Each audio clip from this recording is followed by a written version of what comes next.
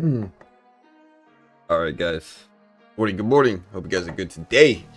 It is Wednesday. We got the Fomc decision later on this morning, or later on this afternoon, I should say. Markets have turned down again this morning. If you look at them, they are down this morning. We had a couple news releases that came out that are causing this drop.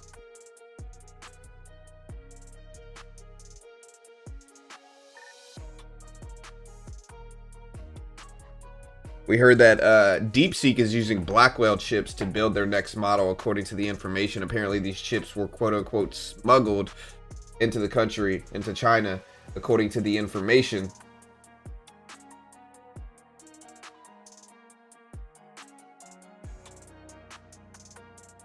China is apparently mulling NVIDIA chip purchases in emergency talks, according to the information.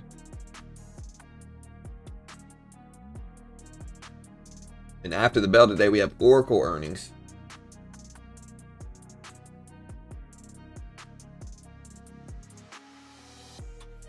Walmart changed exchange from the New York Stock Exchange to the NASDAQ yesterday.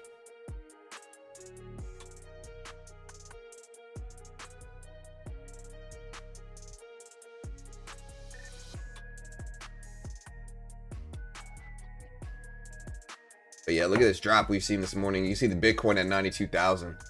NVIDIA still at 185s. Gold at 42.28, but red on the day as well. Again, stuff's mixed today. We have the FOMC decision, the dot plot update, and summary of economic projections. Cautious mood. We see some rotations away from mega caps.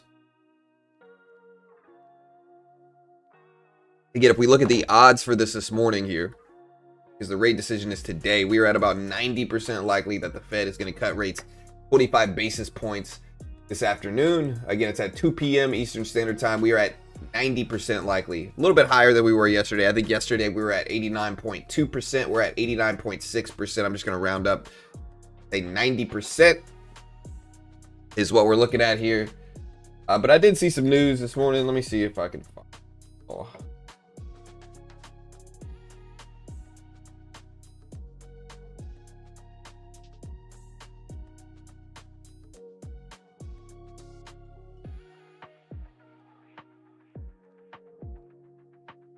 I'm trying to see what news tanked the market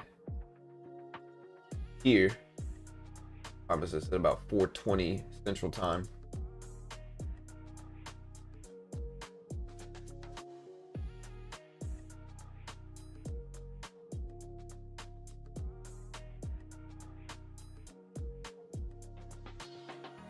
Mortgage rates showed up this morning. NBA 30-year mortgage rate was 6.33%. Previous was 6.32%. So up very slightly.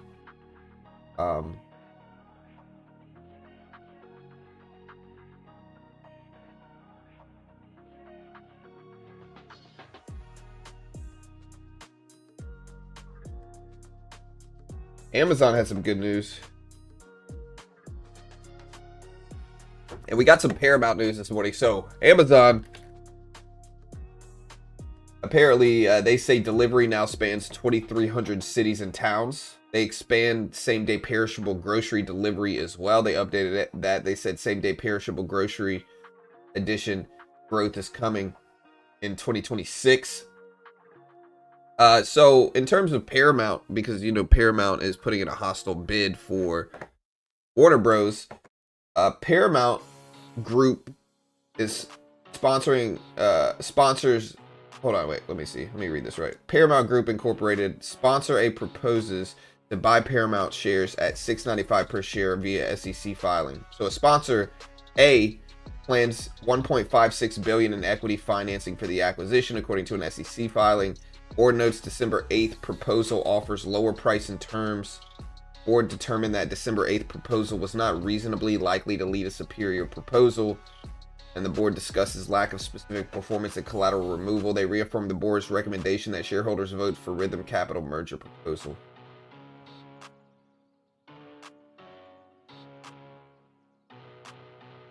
Try to see if we got any other news.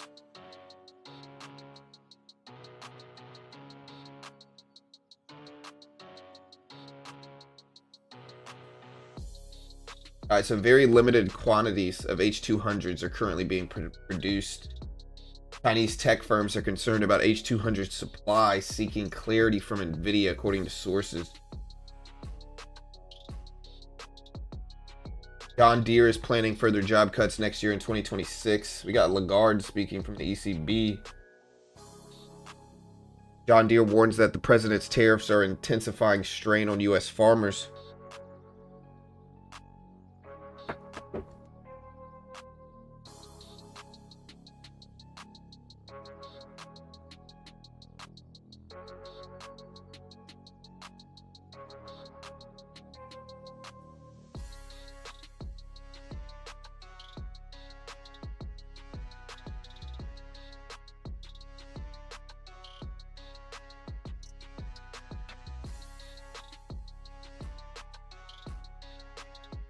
Oracle. Yeah, what's dragging markets right here? Like, what dragged the NASDAQ at 4 a.m. this morning? It wasn't NVIDIA. If you look at NVIDIA, it wasn't them. It wasn't Amazon. Microsoft. Okay, this looks like it's Microsoft dragging the NASDAQ. What was the Microsoft news that came out? But see, this move came later, so it could... I don't think it's Microsoft either. It could be Google. Could be Meta as well.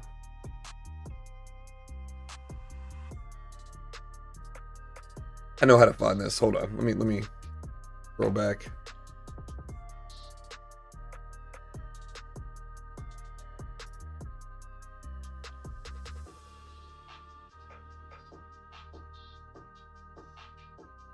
Yeah, so currently the current administration is preparing to shake up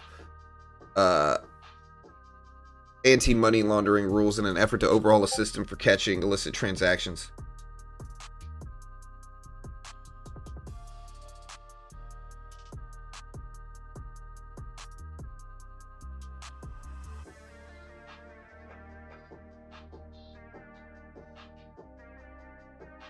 ByteDance and Alibaba are reportedly keen to place large orders for NVIDIA H200 chips, according to Reuters. That dropped at like 6 a.m. this morning.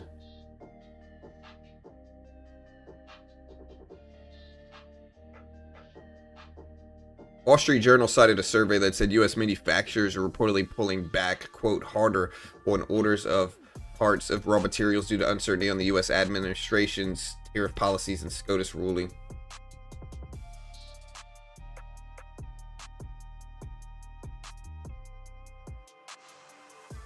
Yeah, it's looking like Pawn is right, which the news that's dropping markets looks to be the China mulls NVIDIA chip purchase and emergency talks via the information.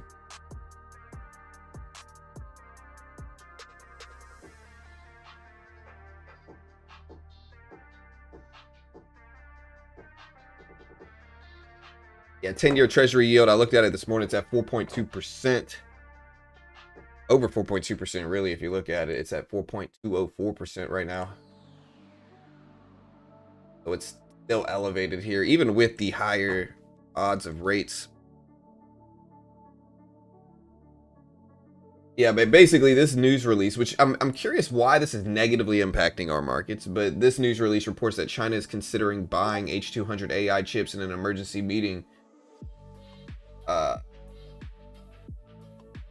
The information reported that Chinese officials convened urgent discussions with major tech players to evaluate the possibility of purchasing NVIDIA chips, signaling their interest in expanding AI while balancing security and domestic semiconductors.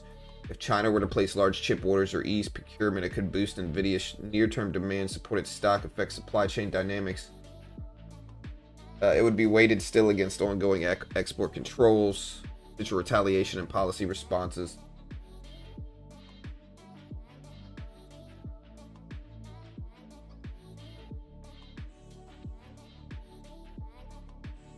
Yeah, Meta's down because of Australian restrictions and social media.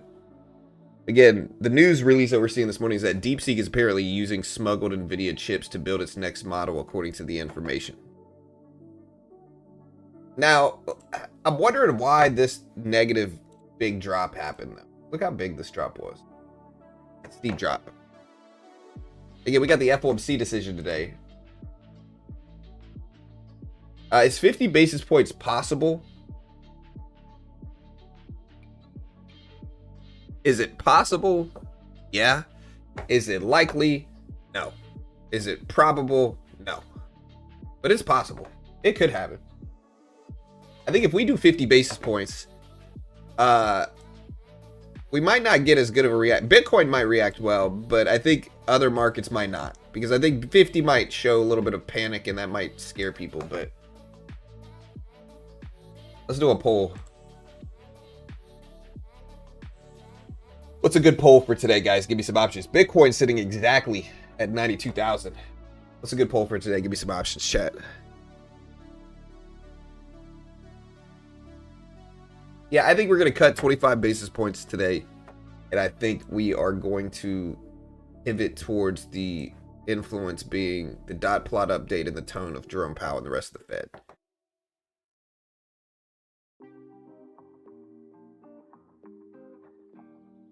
Bond yields, yeah, that's possible.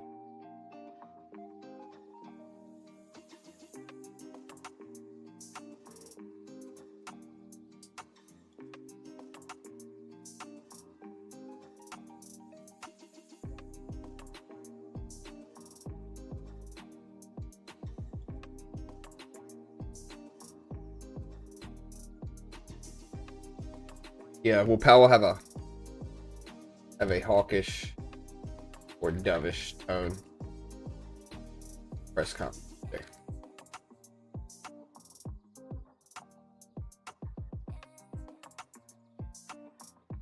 Give a neutral option, which I think is honestly the best option. But yeah, there you go. There's the poll. The poll is now live. Will Powell have a hawkish or dovish tone in the speech today?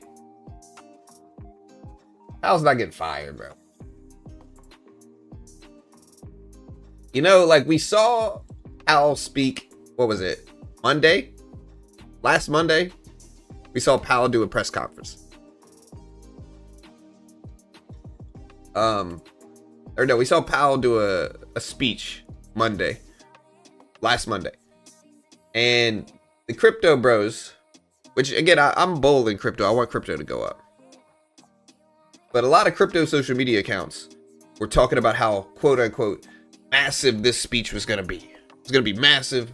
There are rumors circulating by crypto people that Powell was going to step down and that all this stuff was going to go on. And when I looked deeper into the speech basically just was, we were during the blackout period, so Powell can't actually say anything about markets or economics or outlook or anything like that.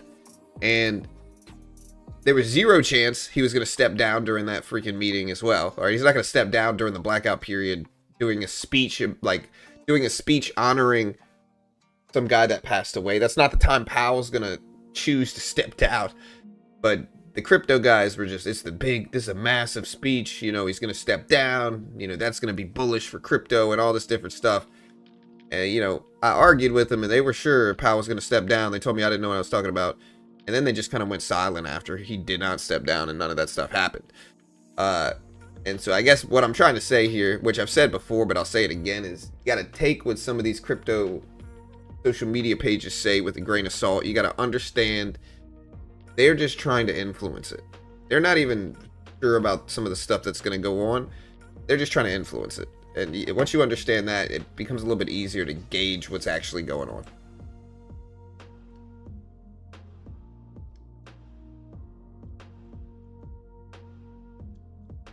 So 2 p.m. is the rate decision.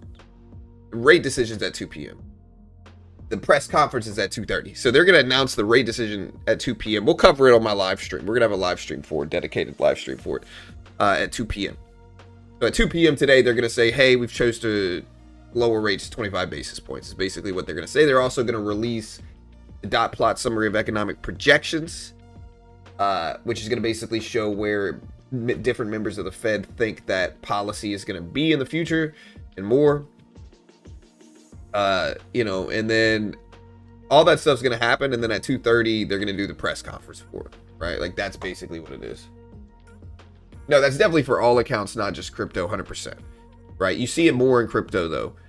And again, I like Bitcoin. I like crypto. I want crypto to go up. I'm a bull in crypto and Bitcoin for sure. But you got to call a spade after a certain point. And some of those accounts are just running wild, saying things that are never true, you know. Right, 100%. Exactly right. Most of crypto influencers, they just want to pump their stuff up 100%. They're just trying to influence it. But I think we should all frown on that, personally.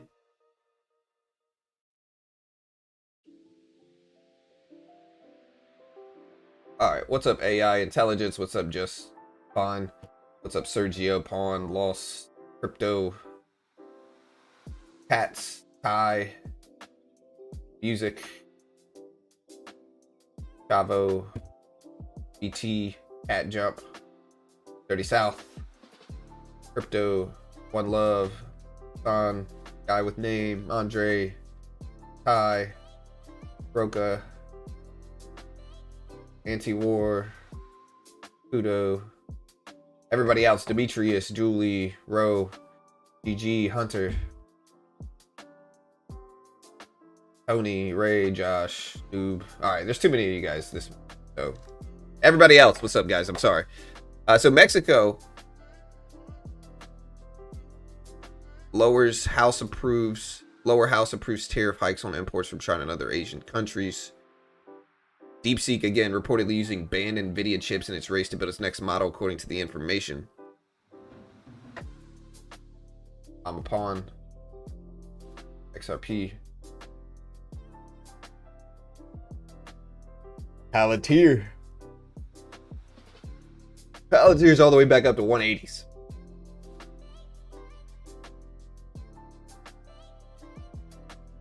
Again, Nvidia slightly green on the day as well.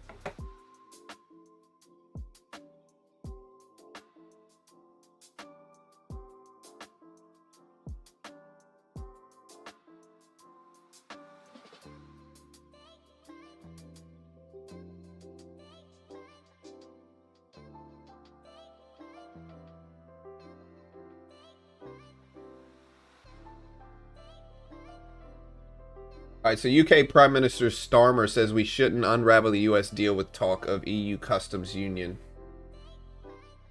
They said, do want closer relationship with European Union than the one we have.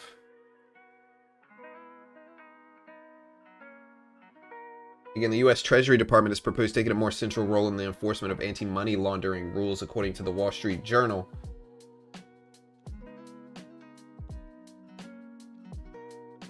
All right, looking at our poll, 47% think we're going to have a hawkish tone in its press conference today. 47%, 26% think dovish, 28% think neutral.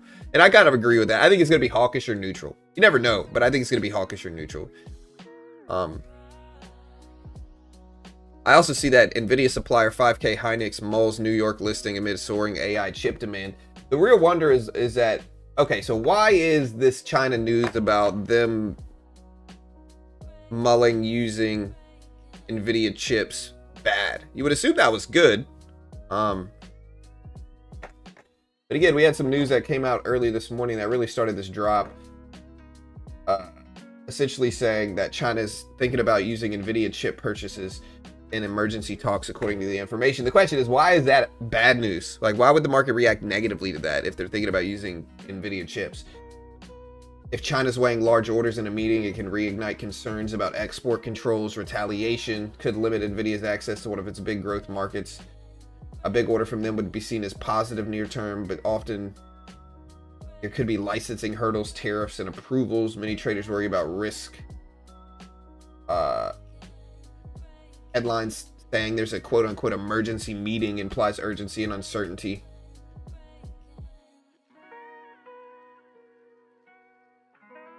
Also, it could be Meta dragging. It could be the social media bans in Australia dragging Meta and other stocks down. Thinking.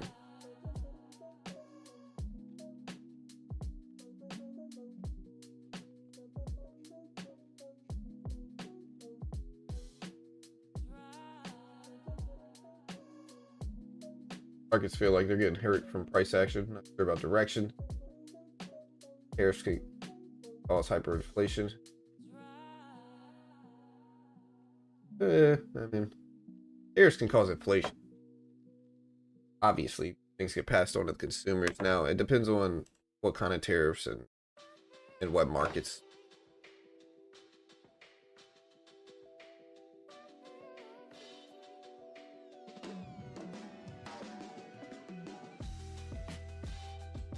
Yeah, so honestly, look at on this. I think the drop is more so based off of the Meta Microsoft drops. Like, I think if we look at stocks here, Nvidia didn't really drop that much in this period of time. I honestly think it's more Microsoft which reacted negatively and Meta that reacted negatively. And so I think this is actually what caused this drop right here. And again, they are banning social media for people under 16. And so you can kind of see these drops in most social media names. Yeah. So you can see these drops in most social media names. Australia banning social media to a certain point, under a certain age, is what's causing these drops. Negative reactions here. We're at 315s for Google, Microsoft, 483s, Meta, down to 650s. So in hindsight, that is what's causing this big drop, is that catalyst.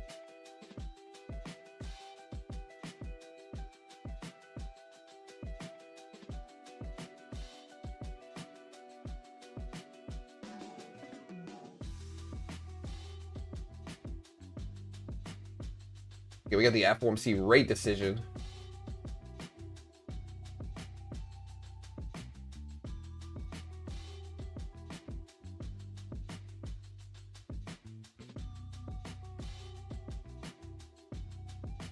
See if we could trade. I might be able to put another withdrawal in. I got one of them approved.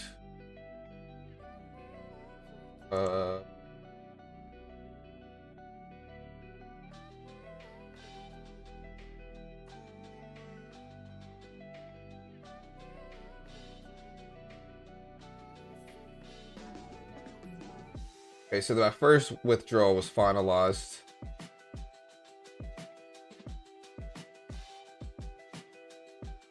I got another one. Question is, do I keep pushing in this account? I don't know. Billing.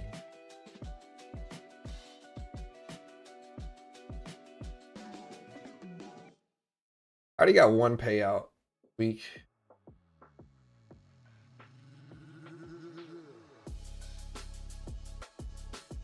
I'm in the right one. I want to make sure. I gotta name these. How do I name these?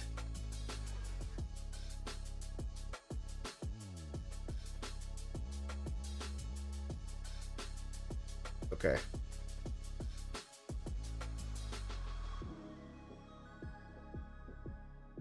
Okay. All right, so this is the account. This is a different account, actually. So I got another one ready for a payout. I think I'm gonna trade on this day. I was gonna short, but now we're honestly starting to break down some. Look at Bitcoin fall down under 92,000. Meta dropping here.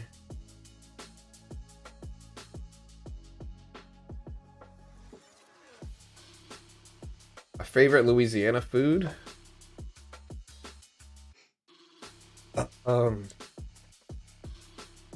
Crawfish, probably. I like crawfish a lot.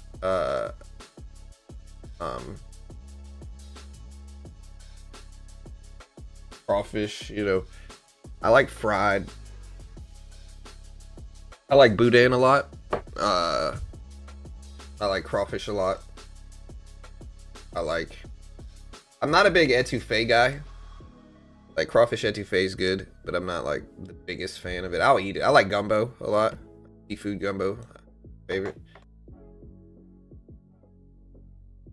Yeah, Bitcoin down to under 92,000. Look at the NASDAQ fall quickly here too. I was thinking about shorting it right here. I just was a little bit too late picking it up, trying to pick my accounts and stuff. So that's all right. We'll get another trade today.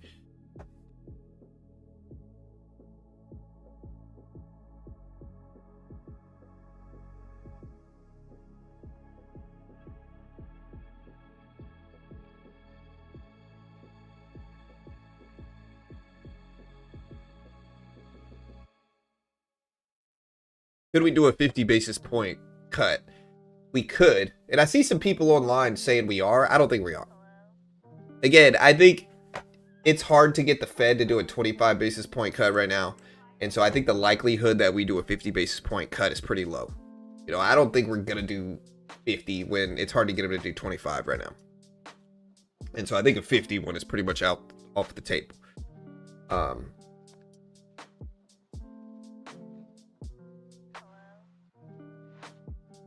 And I think sometimes people online make these big bold predictions because it makes them stick out a little bit more.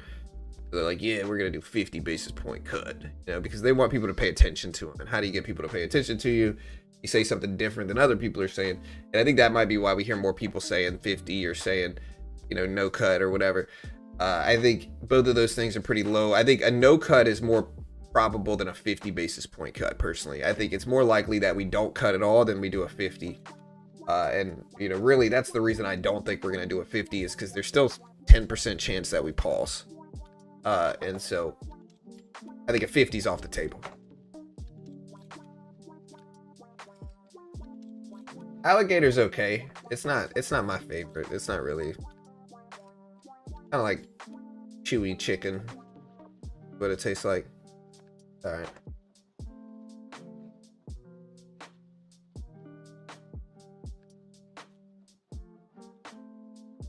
Someone explained to me that if there's a cut in rates, will the market be more bullish as investors want to move their cash to other assets to combat inflation? It can, right? Bitcoin is seen for that reason as wanting easing and cuts. And so a bigger cut is better for Bitcoin and markets as well, generally, like risk-on assets. People want to hedge against inflation, and so they start buying risk-on assets that usually perform a little bit better than like bonds or stuff. Lower interest rates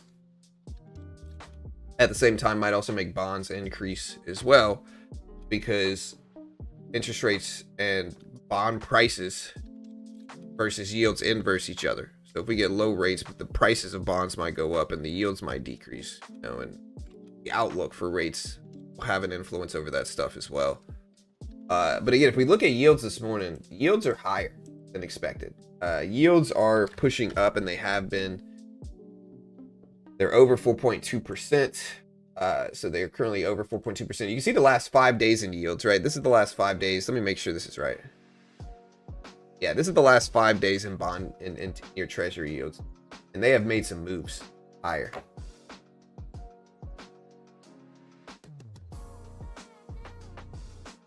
Yeah, quantitative easing is something people are going to be paying attention to. Will the Fed start printing again? That's another big question. Reasonable question. Will the Fed start printing money again? They ended QT on the 1st 10 days ago. Now, I hope they stay neutral for a little while in terms of printing. I hope they keep their balance sheet the same size. They don't print a bunch of money. They don't inject liquidity. I hope we don't do any of that stuff right now, because people are already worried about inflation in the context of rate cuts. They don't want to cut rates. They don't want inflation. And I think if we start printing, that's going to make it worse. You know, obviously that might benefit some of the same assets we're talking about, like Bitcoin, that might want super easing. But I think we need to wait a little while and have some neutrality there before we start printing more and more money and injecting liquidity.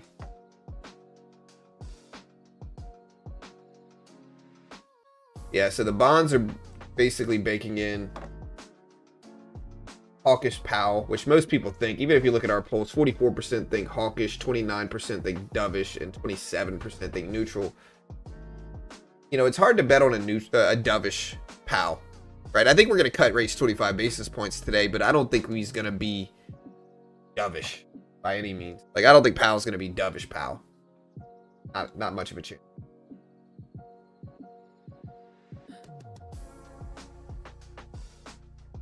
Yeah, I've seen them mention liquidity being low. They're not calling it QE, though. They're calling it something. But yeah, no, I agree.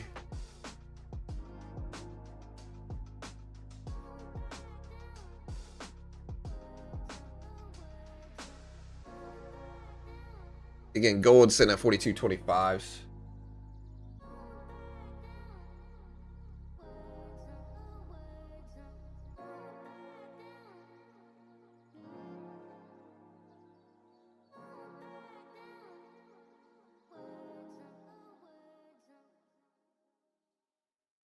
Yeah, they're adding cash through repos. Discount lending.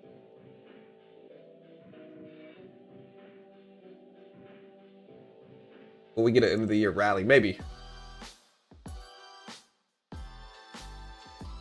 Yeah, looking at the odds for a January cut, which I think is what we have to pivot to. it's 72% likely we're going to pause in January. And again, I think this is markets pricing in a hawkish Powell as well. I think 72% likelihood at this point for January. This is January.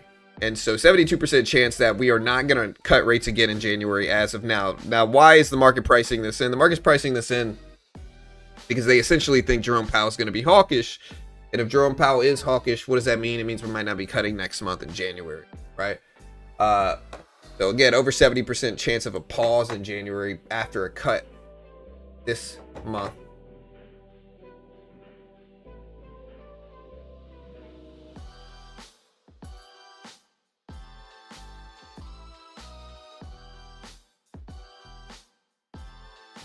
Yeah, I mean, and this is after last meeting, Jerome Powell was hawkish. I agree with that.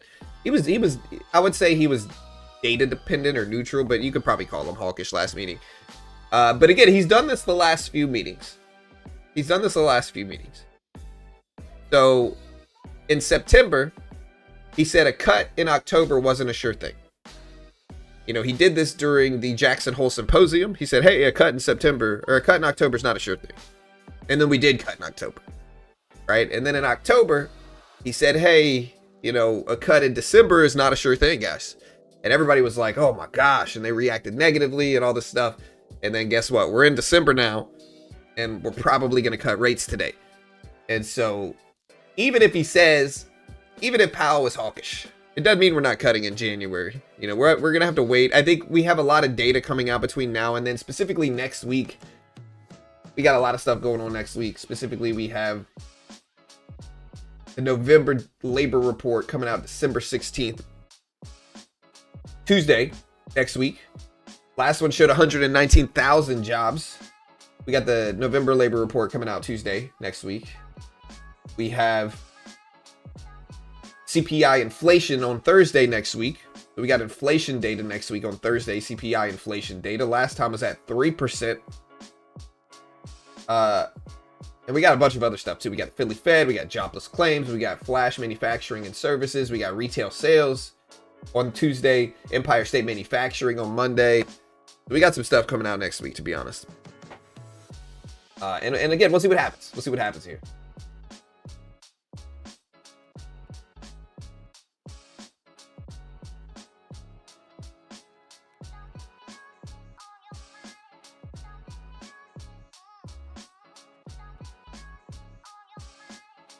Yeah, I mean, we're seeing the yen carry trade unwind. If you look at Japanese yields,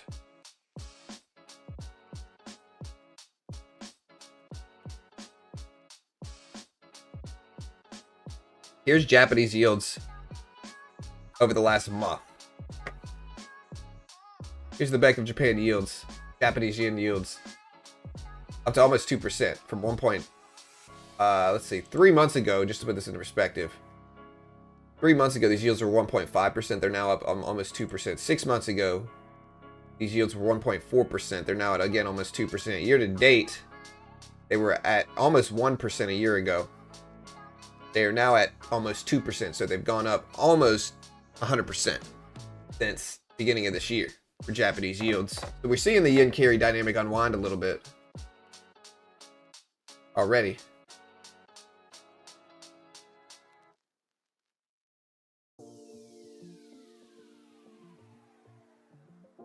Yeah, there's no 8:30 news. We got the rate decision today, so that's kind of the big thing.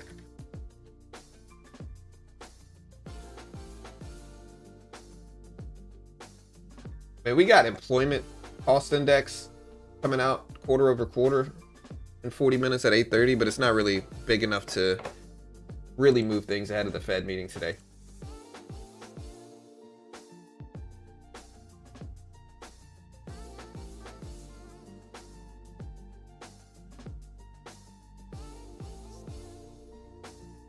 Michael Burry says Bitcoin is like tulip mania. Slams 100,000 in valuation. If you don't know what tulip mania is, how long ago was this? This was a long time ago. Yeah, so in 1637, we had one of the biggest market crashes at the time. This was during a period called the Dutch Golden Age.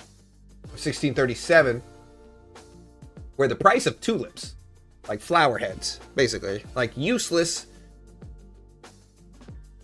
useless flower heads, the price of some of these useless flower heads rose over the price of homes during the Dutch Golden Age.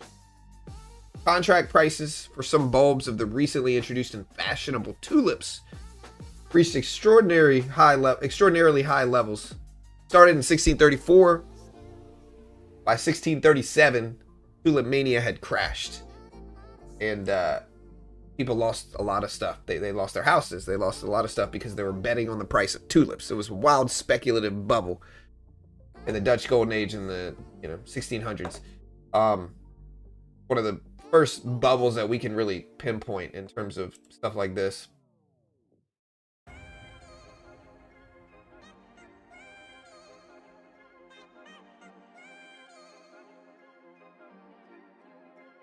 I just want to say, I'll give you a shout out. Hey, thank you for the $10, BT. So much I appreciate hopping on your stream every morning to talk economics and everything else you dive into. Thanks for what you do. Hey, thank you, BT. I appreciate the love. Thanks so much. Yeah, thank you very much. I appreciate it. Yeah, people were speculating on tulips. Y'all think microchips? Nah, tulips back in the Dutch Golden Age. The problem is that there's no real world value of tulips,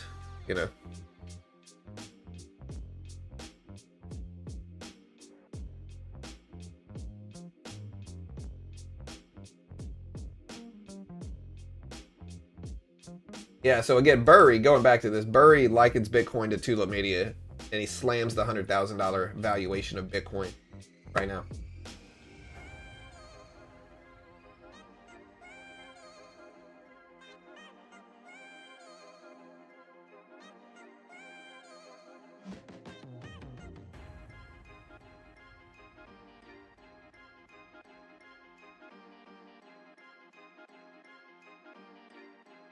Try to look for some trades here. I'm almost wanting to attack Chop, but if we bounce up, I might short this as well. Small. I might short it small.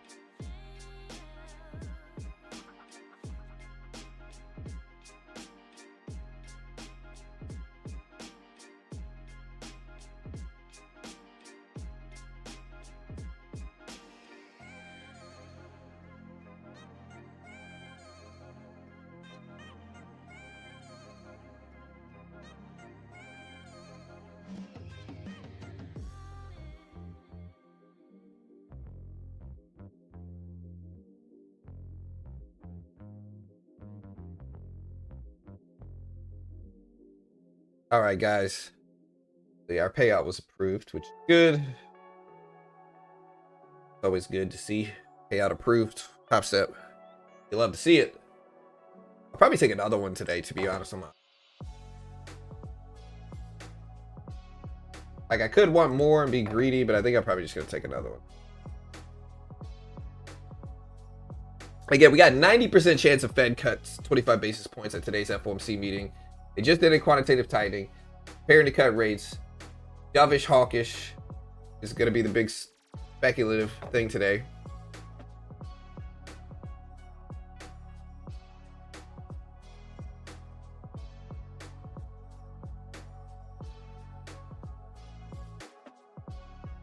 Tulips have no real world value. Y'all are mad about the tulip comment, huh? Look, I'm the top 3 biggest bearish person in tulips in the world right now, I would say. Y'all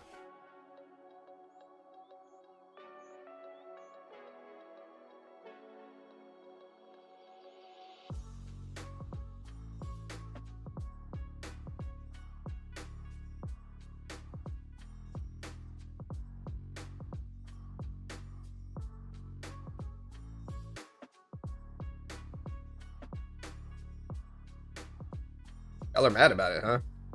Are y'all long on tulips, guys?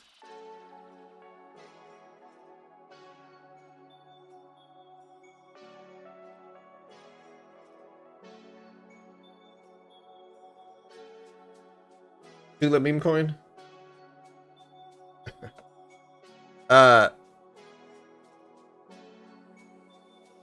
Yeah, guys, I'm sorry. Again, earlier this morning, I'm sorry. I'm gonna go bullish on tulips now, I think. Again, Financial Times reporting that John Deere and Co. are planning further layoffs in 2026, citing demand for expensive farm equipment falling amid crop prices, higher input costs, and trade uncertainty with tariffs. All right, so do I want to short this, guys? I was talking about it, thinking about it.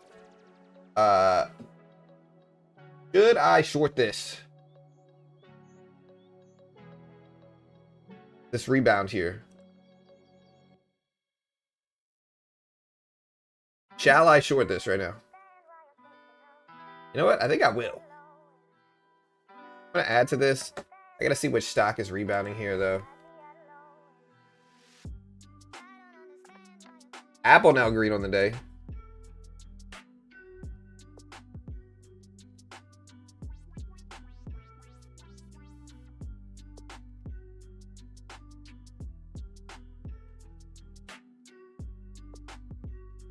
All right, we're short. Look at that. I'll take half off right here. Rejection exactly at this level. Love to see it. So I want to add back to it, though. If we drop some more here. And what a great trade. I'm going to cut it right here. Start the day early here, guys. We got a perfect rejection at my level here.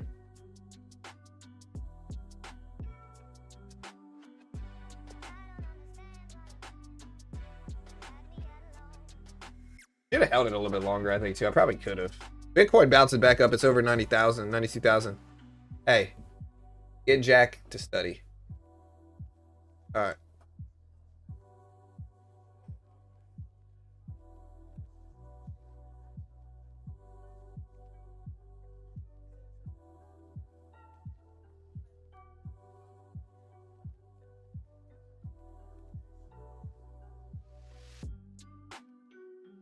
I still don't get the tulips trend. If it was poppies, it would make more sense. Yeah, I mean, it definitely would. Tulips were fashionable at the time. I'm trying to think of a easy, you know, like an easy example of something like that now.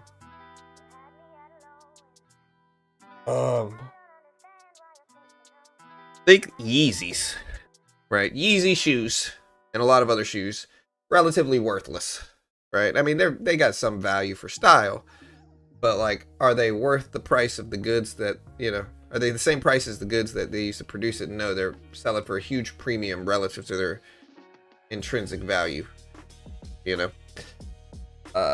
Tulips were the Yeezys of their time.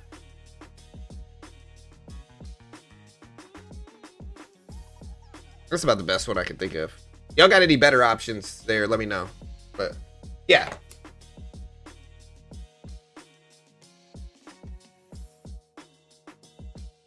Yeah, or a Fenty purse.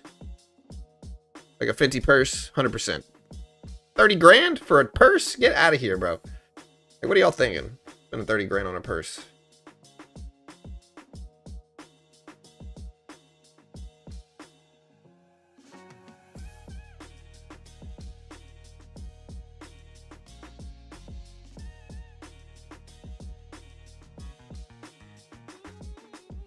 What is GameStop's history?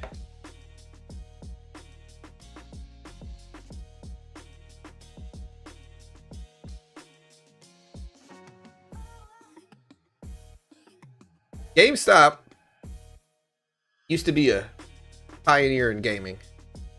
It would have stores. It would do all this crazy stuff, like midnight releases of video games.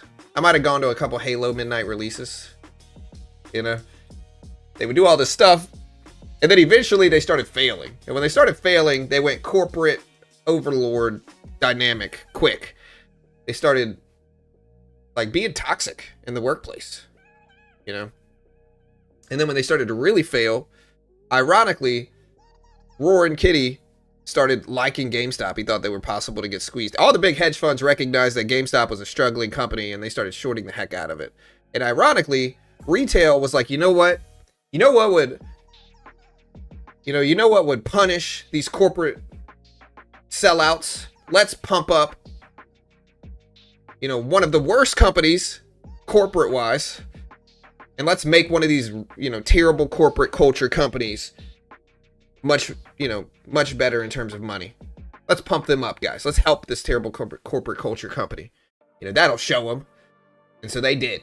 GameStop got pumped up, got squeezed up. All these billionaire hedge funds lost billions of dollars in their shorts on GameStop. And a lot of people made money from it. Retail made money from it. That convinced retail that all these other companies were squeezable, like AMC, which wasn't really because it had 10 times the float of GameStop. But I mean, don't tell retail that. Let retail jump in and get blind, and then let them create a bunch of social media profiles talking about all these conspiracies with short squeezes and AMC and why it didn't happen. It wasn't, guys, listen, it wasn't because it had 600 million in the float, or no, it wasn't because it had 4 billion in the float. That's not why AMC didn't squeeze. It was because capitalism's bad, okay? And now here we are today. The GameStop squeezes have been kind of diluted. They've tried to squeeze it a bunch of times. It's not really going anymore. And, yeah. That brings us to today. I always found it funny. It's like, what'll show these evil corporations. Evil corporations. I don't even need to say corporate in front of that. What'll show these evil corporations? Let's pump up GameStop. A company that has one of the worst corporate cultures in the world. Let's pump them up. That'll show them. Geniuses over here,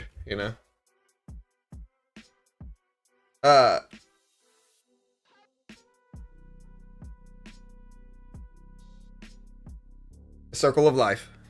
That's right. So Adobe, Photoshop, Acrobat, and Express are going to be integrated with ChatGPT.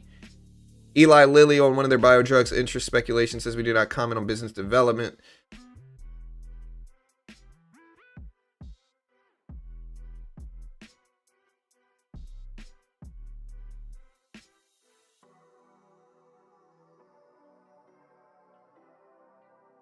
Yeah, what took GameStop out was really just digital downloads, Like, am I going to go to GameStop when I can download that thing on my computer in about 30 minutes? Not. I don't want to get sold a card that I'm never going to use at GameStop every time I try to buy a game. I don't want a GameStop subscription. I'm going to buy the thing on my Xbox and never walk into a game store. Ugh.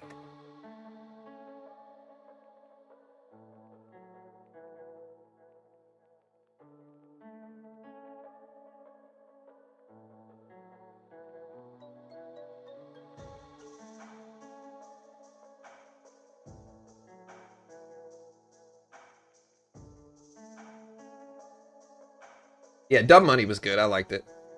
And I'm not even against, like, the real story was more so that retail saw an opportunity to squeeze out billionaires and make money from punishing billionaires.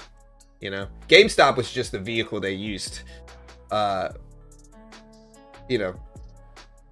so that was the real story of it.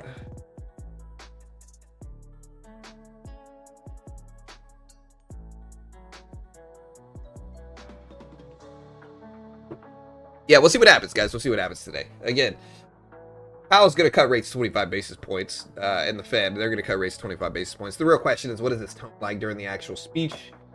And I think he's going to be neutral or hawkish. I don't necessarily think he's going to be super hawkish, but I think he's going to say, hey, I don't know what we're going to do in January. We still got a lot of stuff to come out. Again, earlier this morning, we heard that DeepSeek is using Blackwell chips to build their next model, according to the information, and that the Blackwell chips were smuggled into China, according to the information. This news came out earlier. Again, social media getting banned for people under 16 or under in Australia. That's making some social media names drop. This includes Meta, Microsoft, and more. You can see Meta right here down to 650 this morning. Nvidia is still technically green on the day. Bitcoin's at 92,000. We'll see what happens today during the Fed meeting. I think a lot of assets are waiting on the Fed meeting. I think a lot of these assets are waiting on the Fed meeting.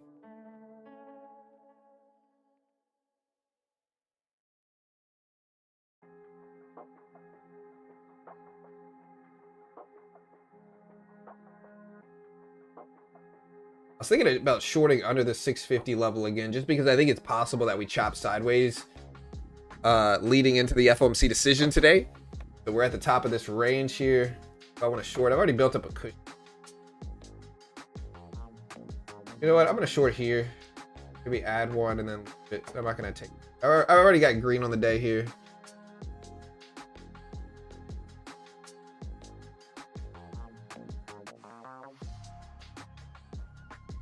All right, we're short and we're down right now. I'll probably start covering if we start to pop over some of these highs. Yeah, we're going to cover. I'm out. That's a big green candle, not what I want to see. But now we're kind of flat on the day anyway, so it's all right. Very small.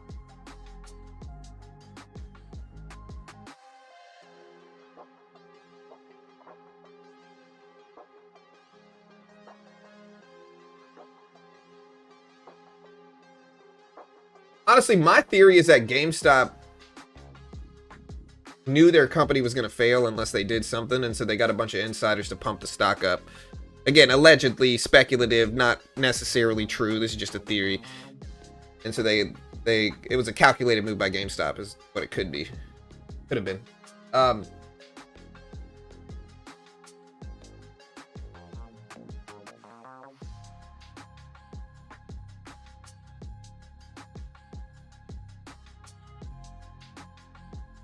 They said, Brother John, take time. Hug your kids for 5 minutes. Remember, family is all you have. Before school? Bro, you think my kids have time to hug me for 5 minutes before school, brother? Bro, if I tried to hug my kids for 5 minutes, they would push me off of them and be like, dude, we gotta go, bro. Get out of here. I love them. But, dude, I would say my family can be... Let me think of this word. Punctually challenged. Okay, punctually challenged. All right. So they're studying right now. Both kids are studying. They got finals. If I tried to hug them for 5 minutes today, they'd be like, dude, back off. Okay. We got bigger priorities than you today, Dad. You know? I mean, I respect the you know, thought, but yeah.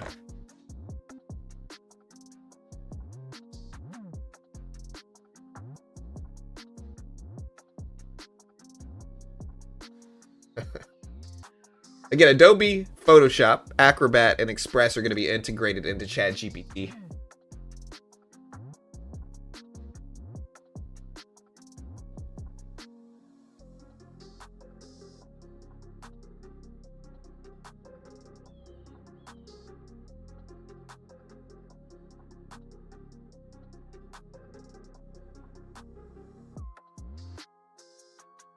Again, Japanese yields spike it up.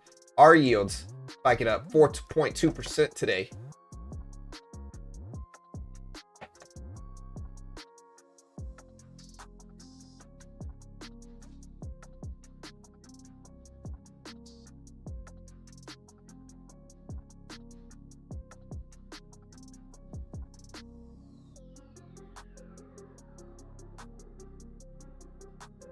Yeah, AVGO Broadcom moving up. Look at this. Still down on the day, but it's over 400s right now. Look at these moves over the last month or two for AVGO. Honestly, I think Adobe might be useful in ChatGPT.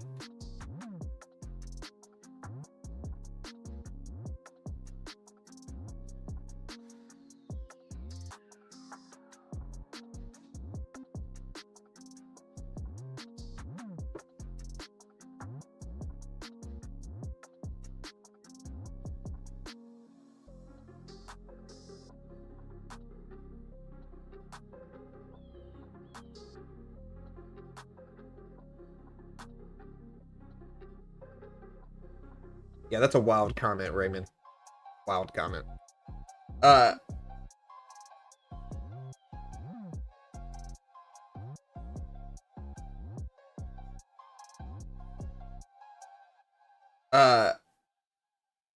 Pass bar will move. It's go so fast.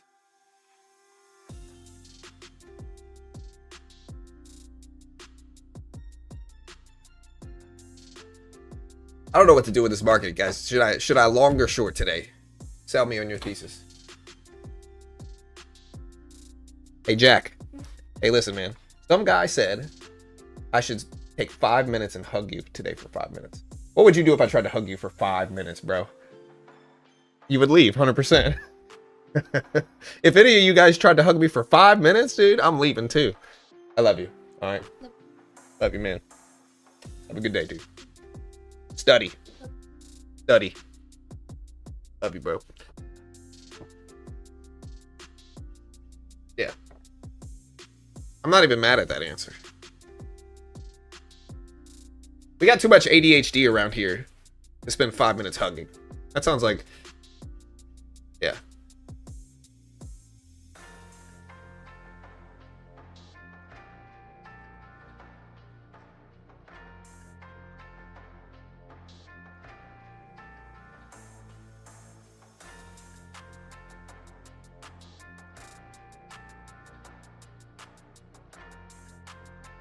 All right, gold is actually breaking down a little bit today.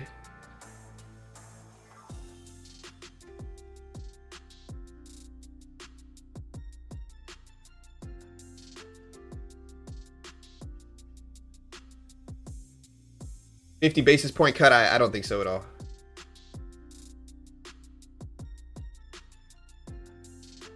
Yeah, 50 basis point cut's just not happening. Again, I think it's going to be hard for them to do 25. I think we're going to do 25, but I think it's somewhat... I think there's going to be disagreements in the Federal Reserve in terms of, hey, should we do 25? All right, I'm going to short the 200 exponential here with some size, I think. Hope we reject fast, and if not... But I think there's going to be disagreements in the Fed about whether we should do 25 basis point cut or a pause, right? So because of that dynamic, I don't think there's much of a chance we do 50 today. I think it's going to be hard for them to do 25 and come to an agreement on it within the Fed. And so I think, man, what is running up right now, squeezing me out of positions today? So point is, I think it's going to be hard for them to do 25. I'm going to reduce my size just a little bit here.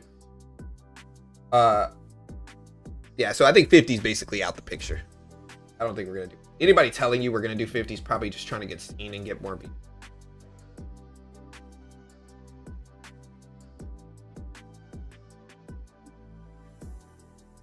All right, we're gonna have to just cut this as well. Very small loss here, but we just ripped over past this level so much. I just think the risk is a little bit higher. I'm trying to see what stocks are rebounding here.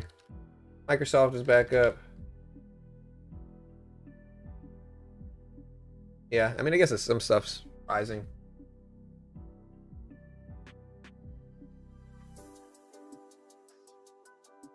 Let's see, Kazakhstan is going to raise oil exports via BTC by 58 tons. They're going to raise oil exports to China by 72 tons in December.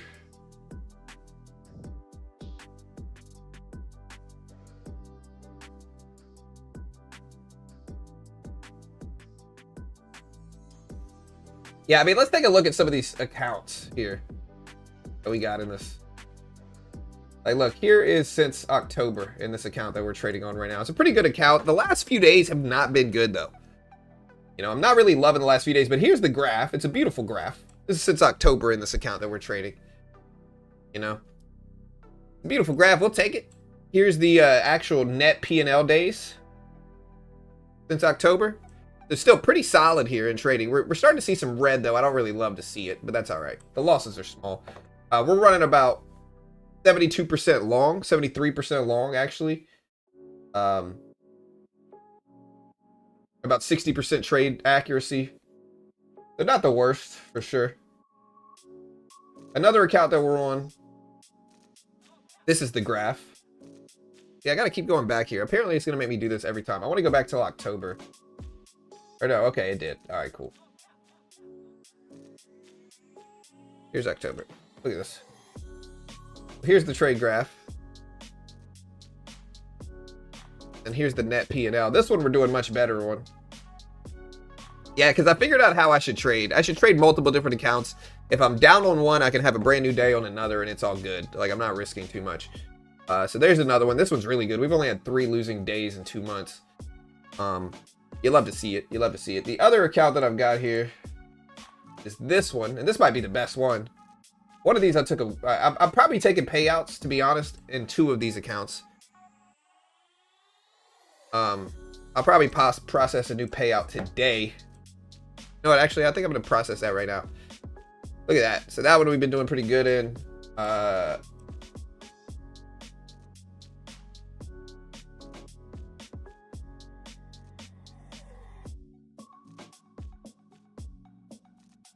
Yeah, so we're doing pretty good.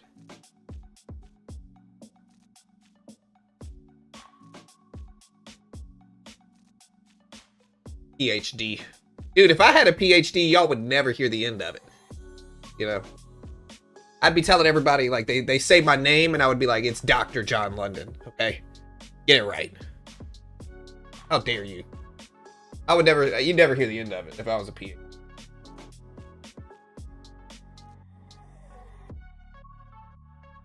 Ugh. Alright, NASDAQ's getting a reversal, though.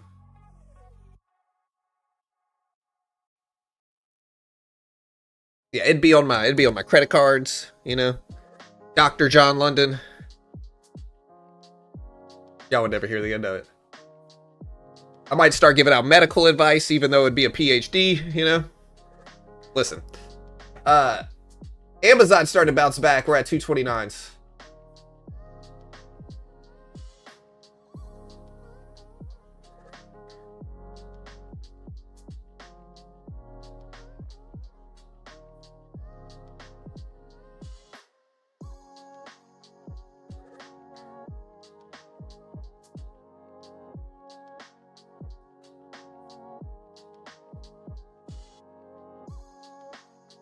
Look at Amazon, though. Amazon did give us an updated news release this morning. They said...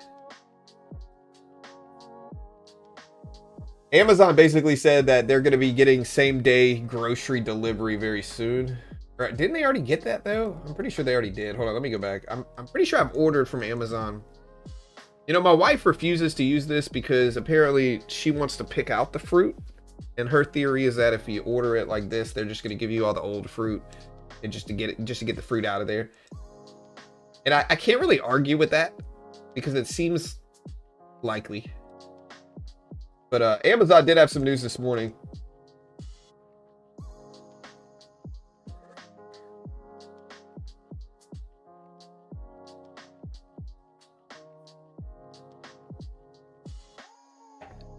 Yeah, so Amazon said they're opening up more, that their business is growing early. I'm trying to find the quotes from it. I saw it earlier.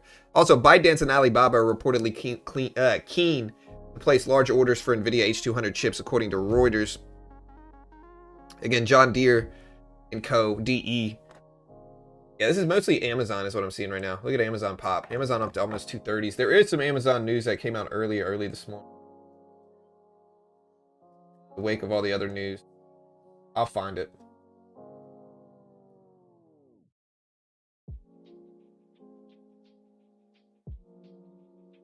Yeah, look at the market pop.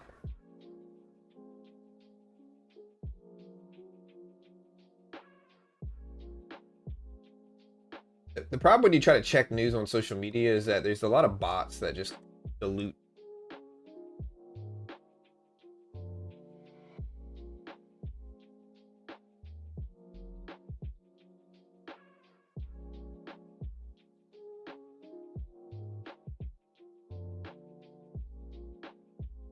Again, Amazon planning to spend $35 billion in India over the next 5 years to scale AI capabilities, exports, and logistics. One of the releases that we saw about 30 minutes ago, or about 3 hours ago. Again, they're going to invest $35 billion in India, create about 1 million jobs, hopefully, while scaling AI and cloud. Again, $35 billion into India.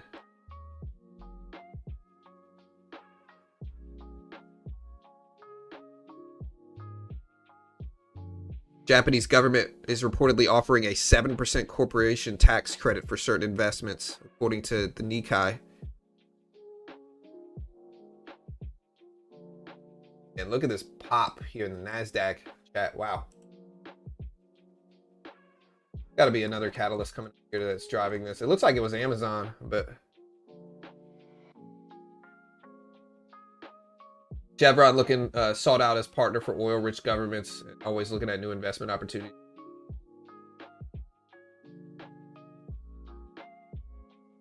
Maybe it's the Japan news causing this move. What yields are doing there.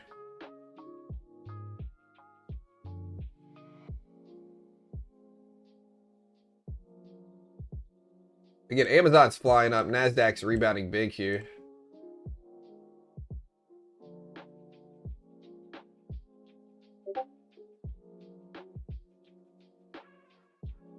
Yeah, so the Japanese news can get rid of the carry dynamic. I'm trying to see what yields are doing in the Bank of Japan. They're not really dropping, though, to be honest, but it can help. Here's our bond yields.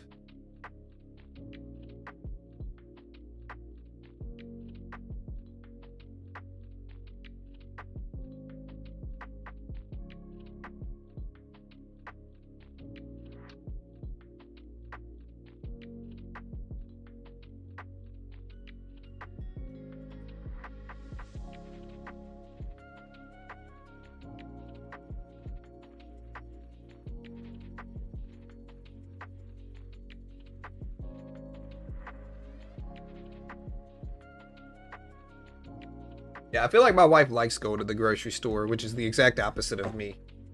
Grocery store is my most hated place. I don't like going. I don't want to go. It's too boring in there. Chevron says the company was sought out as a partner from oil-rich governments. Again, what's causing this is maybe this is going to help the yen carry worries go down a little bit after the Japanese government reportedly offers 7% corporation tax credit for certain investments.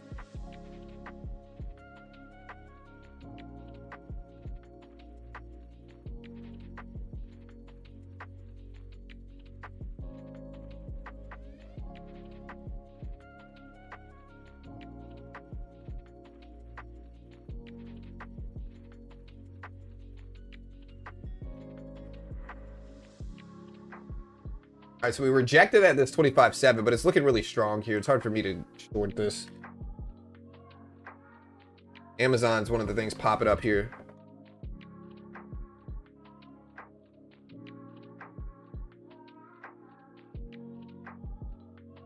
Yeah, so again, Japan's going to offer 7 to 8% corporate tax credit and up to roughly 15% in some proposals for capital investment in strategic sectors like AI, semiconductors, and related machinery.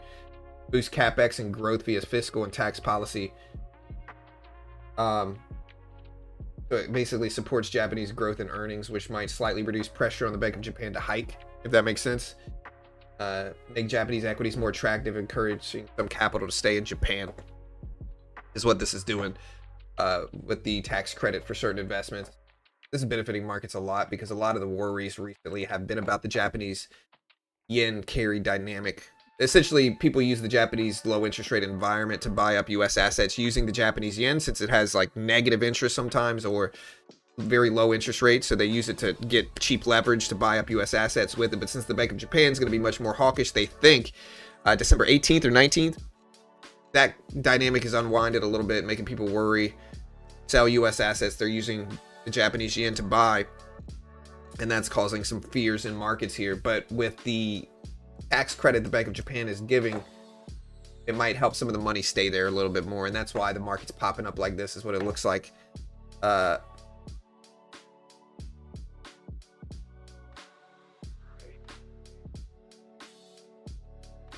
so that's what this looks like.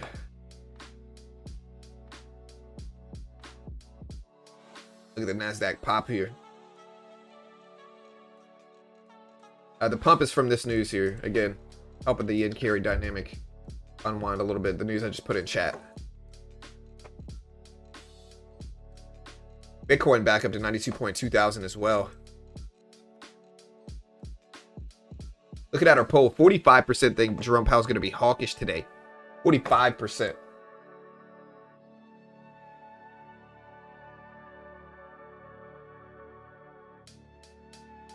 All right, the Chevron CEO is speaking right now.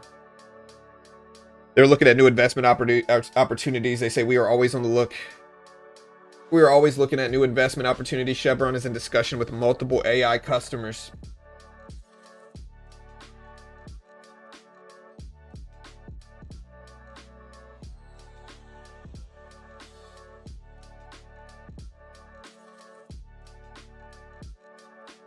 Yeah, I think hawkish or data dependent cut. I definitely don't think he's going to be dovish. I mean, he might be, but I think it's obviously lower likelihood that Jerome Powell is dovish today. I don't think he's going to be dovish. I think he's going to be neutral, data dependent. I don't think he's going to, you know, commit to anything. I think he's going to wait for the economic data we got coming out next week.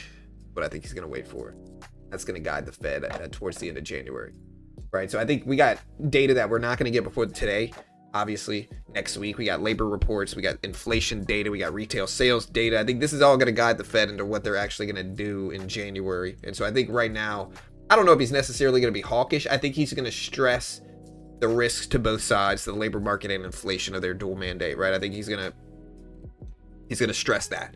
I don't necessarily think it's going to be hawkish. I think he's going to be neutral, refusing to commit to policy outlook, right? Like that's what I think he's going to do. I think that makes the most sense. I think, we're going to cut 25 basis points today, but I think he's going to be kind of neutral and refuse to give a base case for next month. And he's going to basically say, hey, we got to wait for this data to come out.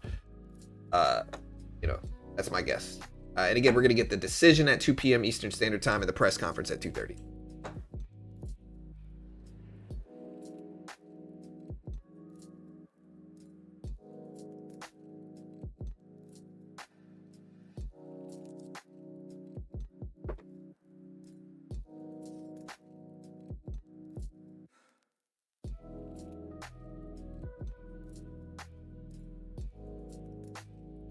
Again, U.S. average home prices are going to rise 1.5% this year in 2025. They think 1.4% next year in 26 versus 2.1 and 1.3 in September.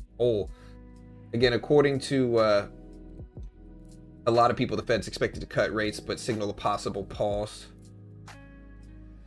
So again, like I said, maybe a pause in January, but it's going to depend on the data we get.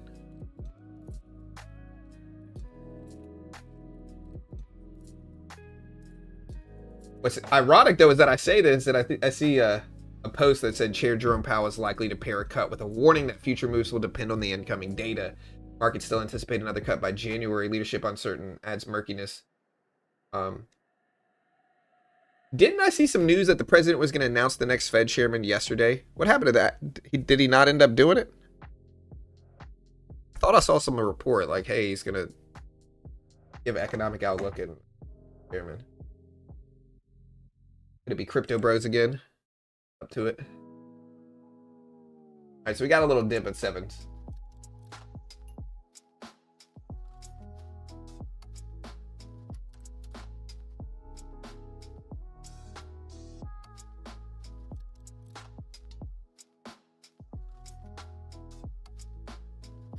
Who's saying 50, man? Seriously.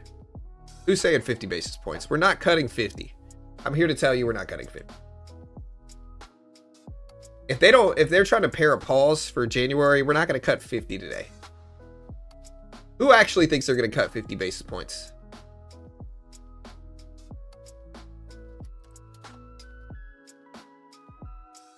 Because again, we're not going to cut 50 basis points today. That's just not happening. What happened in the NASDAQ in the last 20 minutes? The Japanese government is offering 7% or more corporation tax credit for certain investments in AI and other stuff, according to the Nikkei. This basically is going to help slow the yen carry unwinding. It's going to keep more money basically in there and put less pressure on them to hike. The markets like it. Clickbaiters 100%. All right, so we did get employment cost benefits that just came out at 0.8%. I love you. Have a good day. We did get employment cost benefits 0.8%. Previously, they were 0.7%. U.S. employment costs came out at 0.8% versus expected 0.9%. Employment wages came out at 0.8% as well. We did have some stuff come out this morning. Basically, slightly lower than expected at 8:30, but not enough. I mean, we are moving a little bit. It could be from the employment cost index quarter over quarter going to 0.8 versus 0.9% last time and 0.9% expected. So I'll put this data up on screen as well, but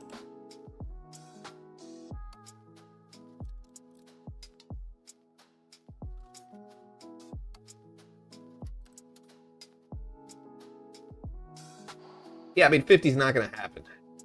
It's not even odds. Like, look, this is the market pricing stuff in right here. Okay. This is for December.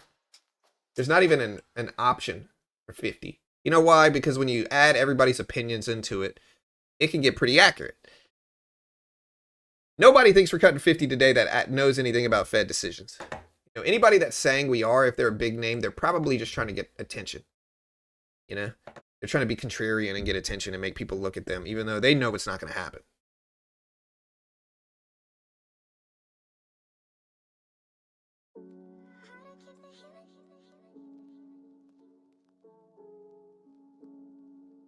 What would be more bullish, a very hawkish cut or a very dovish hold? I guess I would say a hawkish cut. What's going to matter today is going to be the dot plot update as well. We're going to see where people think monetary policy is going.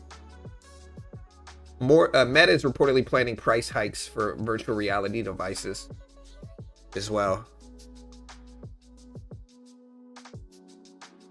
I don't know. If we do 50, it might make people freak out and panic, and we might actually go down. So I think it's more fragile than people realize. I think in terms of what we do. Nasdaq's coming back down here. Again, Meta's reportedly planning price hikes for VR devices via Business Insider. Meta's starting to fall down a little bit on this.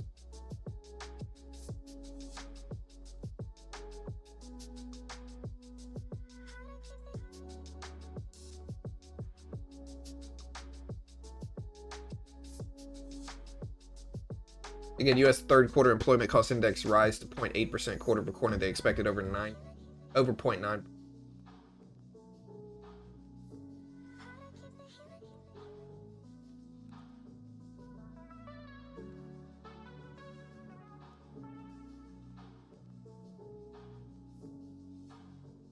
Hey, what's up, Mo? Make it a pump and dump.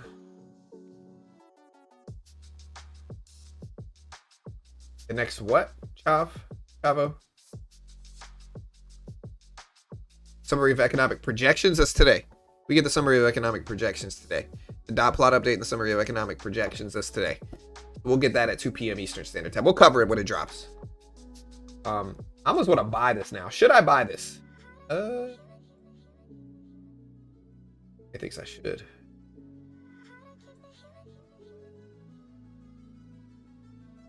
All right, buy the dip.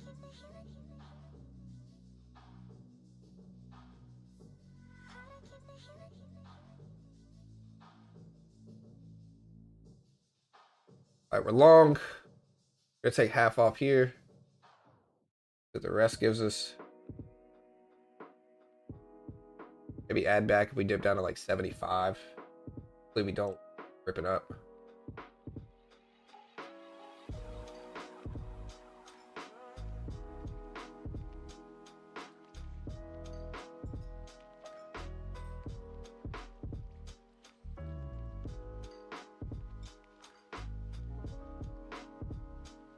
Yeah, I'll be online at 2 p.m.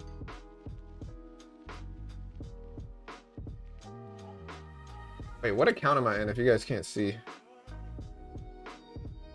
Oh, no, I'm in the wrong account here. Yeah, I gotta cut this. Again, I'm in the wrong account. Very annoying. That's the account I'm about to withdraw. I don't want to mess with that right now. How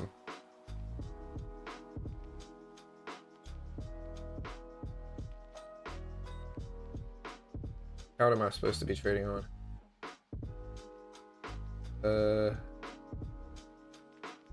This one.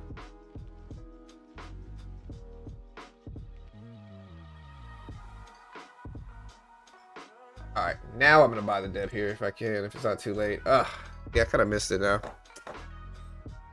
Let me go ahead and process this withdrawal here.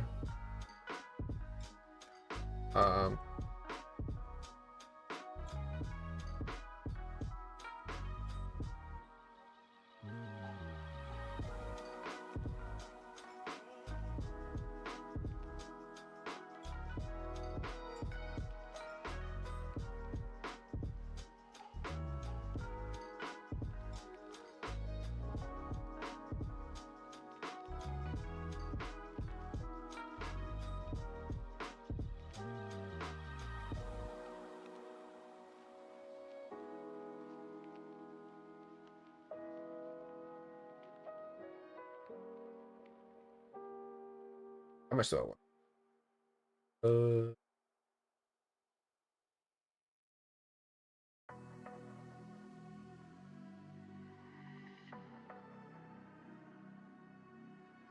All right, go.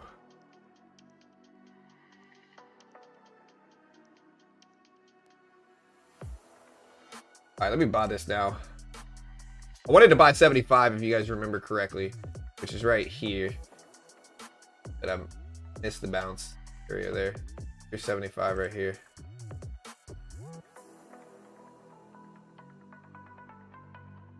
This account I'm losing a little bit on, so it's probably my worst account. So we're gonna try to build this one up. I processed the payout earlier this week. Got that one approved. I'm trying to get this one approved now. Could be approved.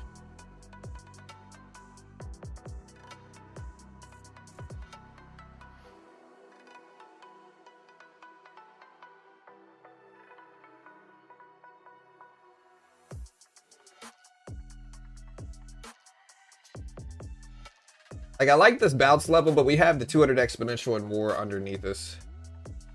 And again, I'm using Top Step. That's where I got the payouts from. Top Step, no PDT rule in futures. You can day trade the S&P, NASDAQ, Dow, Russell, gold, commodities. Very similar to day trading stocks in terms of patterns. The base one, 50 bucks a month. You're risking something. All right, we're going to take some of that off right there. Oh my gosh, dude. I just got out of this. And now we're short net. Okay, I got to cut it. Somehow, I had 3 contracts set. We ended up making money on this, which is good.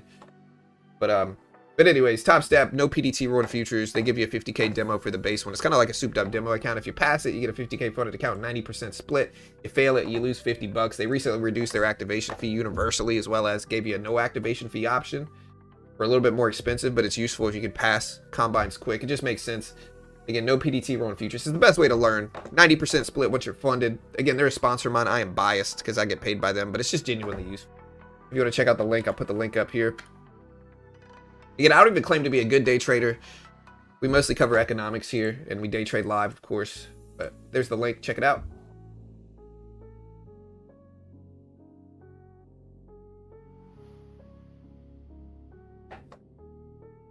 I should have stayed long, I do think. Again, it was a misclick. I've been misclicking a couple times the last few days.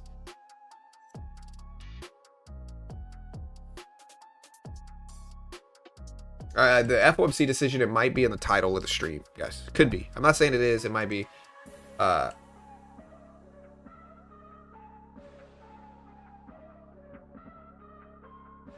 Look, I'll put it on the bottom scroller.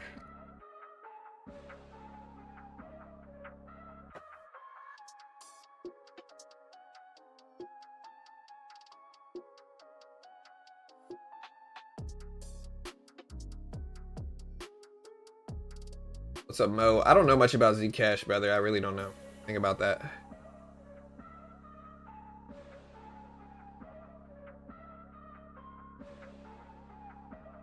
What do you think of the news right now? Which one? The Japanese yields? Or there's a couple news releases. We had the employment cost index a little bit lower than the 0.9% expected. It should have been 0.8%. We had Meta reportedly planning to hike prices for VR devices, according to Business Insider. And then we also had, I would say the one that's moving markets is the Bank of Japan, or not the Bank of Japan, but Japan. The Japanese government reportedly offering 7% plus corporation tax credits for certain investments in AI and others, according to Nikkei. So that is going to help at least slow the unwinding of the yen carry dynamic, because it's going to try to keep money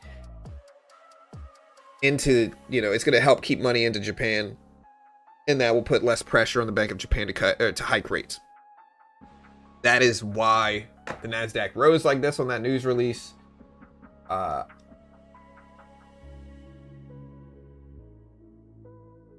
Bitcoin sitting right around 92,000.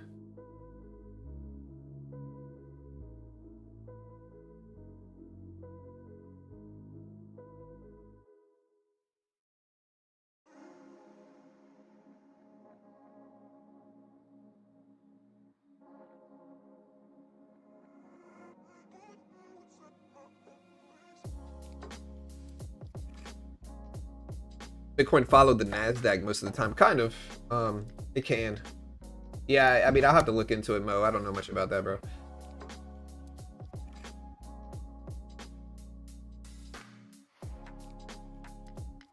NASDAQ's kind of chopping out ahead of the opening bell. Bitcoin is still exactly at 92,000.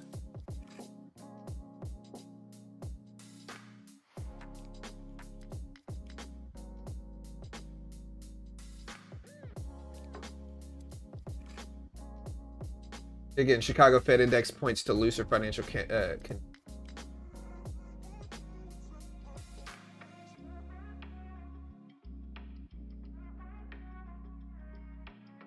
Again, Bitcoin right at 92,000.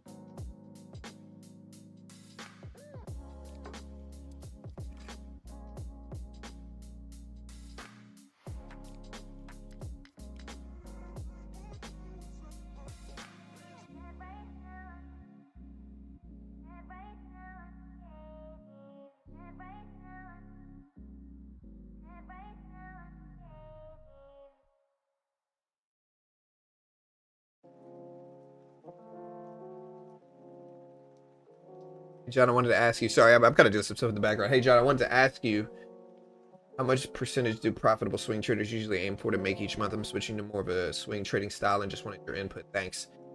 I mean, look, it's going to be different for everybody. There's going to be like a big range of what people try to make swing trading. Depends on the style of it. You can scale up. I would look for percentage growth. And again, not an investment professional. I'm not liable if you lose money. Half the time I have no idea what I'm talking about. Don't copy me. I would look for small gains first. As you start to do more and better, slowly scale that up. Again, what your percentages look like, I'm not sure. I would aim for, like, a good swing trader maybe makes 50+% a year if they're really good. And then just use the compounding effect of that to just kind of grow and grow and grow into a much larger account, right? Now, how much you should shoot for is up to you. It depends on your strategy, style, profitability, and more. So I can't really give you an exact percentage there, bro.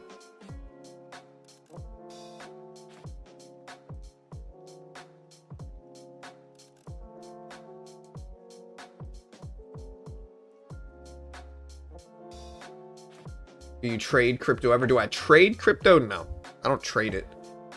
I might accumulate it.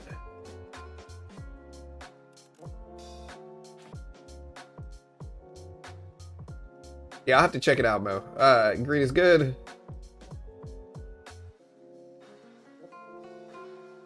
Anybody want to help me have a decent Xmas? You start asking for money, you're gonna get booted out of here really quick. Really quick.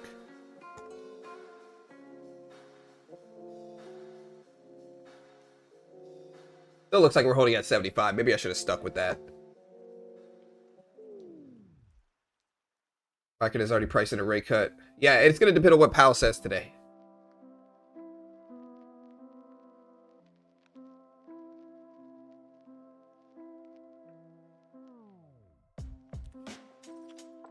Microsoft is down because of the Australian social media ban.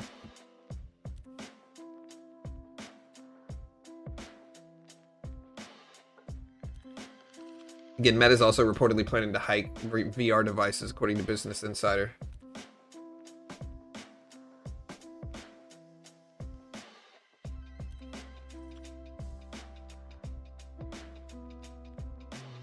Again, the Stellantis CEO says we're closing this year with purchases from Italian suppliers worth 7 billion euros versus an initial plan for 6 billion euros.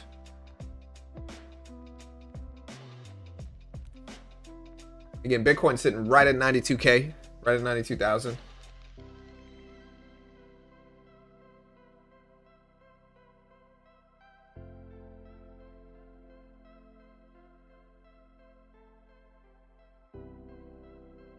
Again, we got the FOMC decision today. Again, I would be careful. We could just get chopped. I mean, I hope we get good action, but we could just get chopped.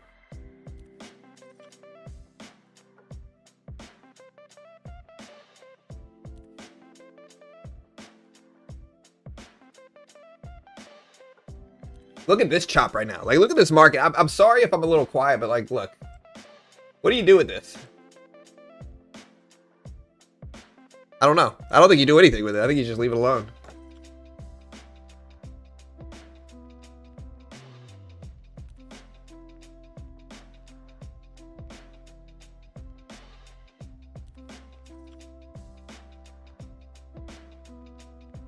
How are you guys doing this week? Are y'all red or green?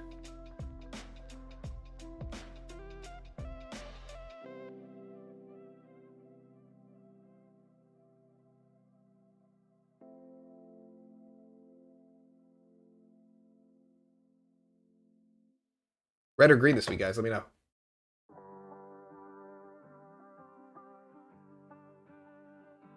Red, green, green, green. Yeah, this morning's just not. There's not a lot of stuff going on.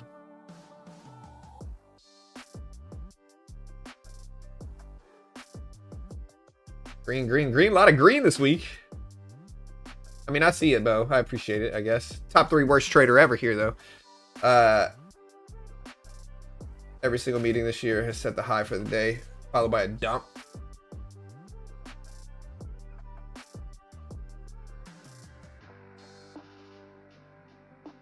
Break even. Green, but shaky. Definitely shaky right now.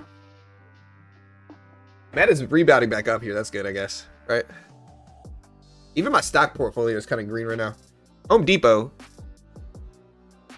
I thought I was saved yesterday at Home Depot, and then it gave it all back. Towards the end of the day. Yeah, $200 is good. Week red, day green, month green.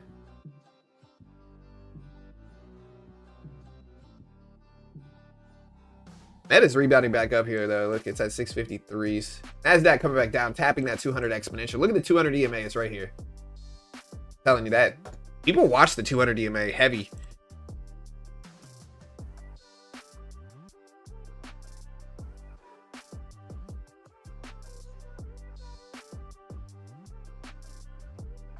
Yeah, like people watch the 200 EMA.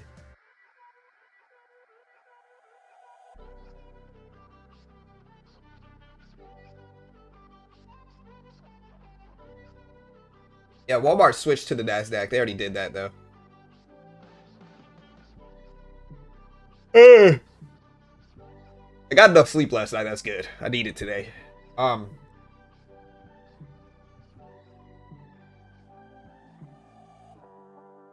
I saw you ask people for crypto platforms, and that's fine. I'm just used to people being like, hey, guys,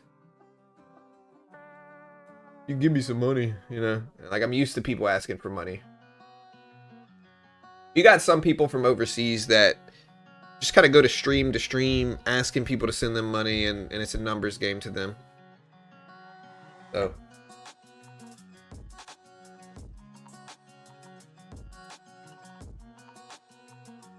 yeah, again, 200 exponential. Again, right here. Look at this. Pretty regularly we bounce off of it. It has to be on a 1-minute chart. I don't know about a 5-minute chart, but I know a 1-minute chart. I always like the 1-minute chart. Yeah, 5-minute chart, it just doesn't work the same for some. But a 1-minute chart, I think maybe algorithms is the reason for this. Like, look, we literally bounced exactly off of the 200 exponential right here. You see it a lot, too. Like, this is not an uncommon occurrence. This happens a lot.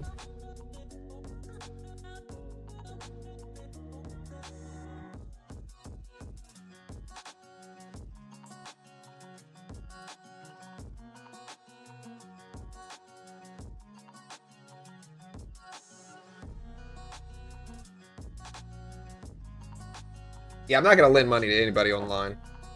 Not doing it. The way I give back is I tip people well. I'm not even trying to brag about it because that's that's just the way I give back is I tip people. I'm not gonna give random people on the internet money.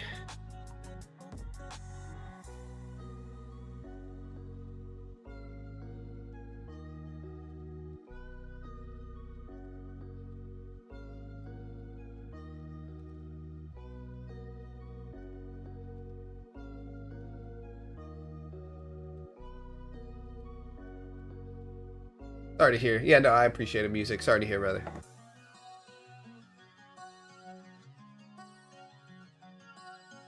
Appreciate the support, though.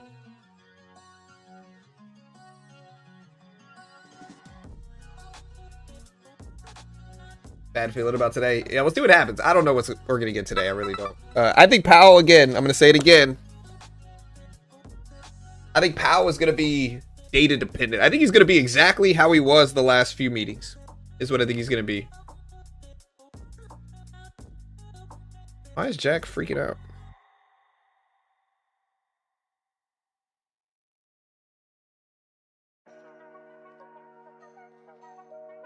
Yeah, I think Powell's going to basically say, hey, we're cutting rates 25 basis points today because of weakness in the labor market and trends in the labor market.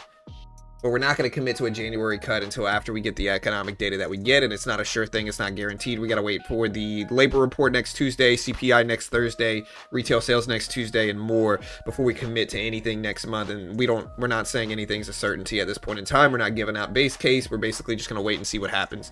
I think that's going to be Jerome Powell today during the press conference. Now, what we're going to look for is the dot plot update. Like what he says, what they say in the dot plot and summary of economic projections is going to matter a lot. That's going to move that's going to move markets, and that's going to be what the deciphering thing is today, I think, in terms of, you know, the FOMC decision. Remember, the dot plot summary of economic projections comes out at 2 p.m. Eastern Standard Time today. 2 p.m. Eastern Standard Time today, and we'll see what happens. But again, I think Powell's going to be data dependent neutral. I think he's going to refuse to commit.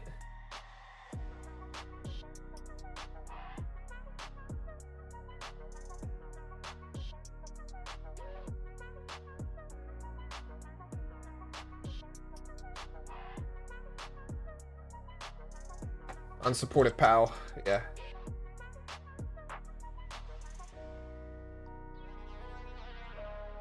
Dude, when did email start doing this thing where they separate? They got promotions, they got social, they got updates, they got primary. Like, bro, keep it all in one place. I'm missing emails because of that.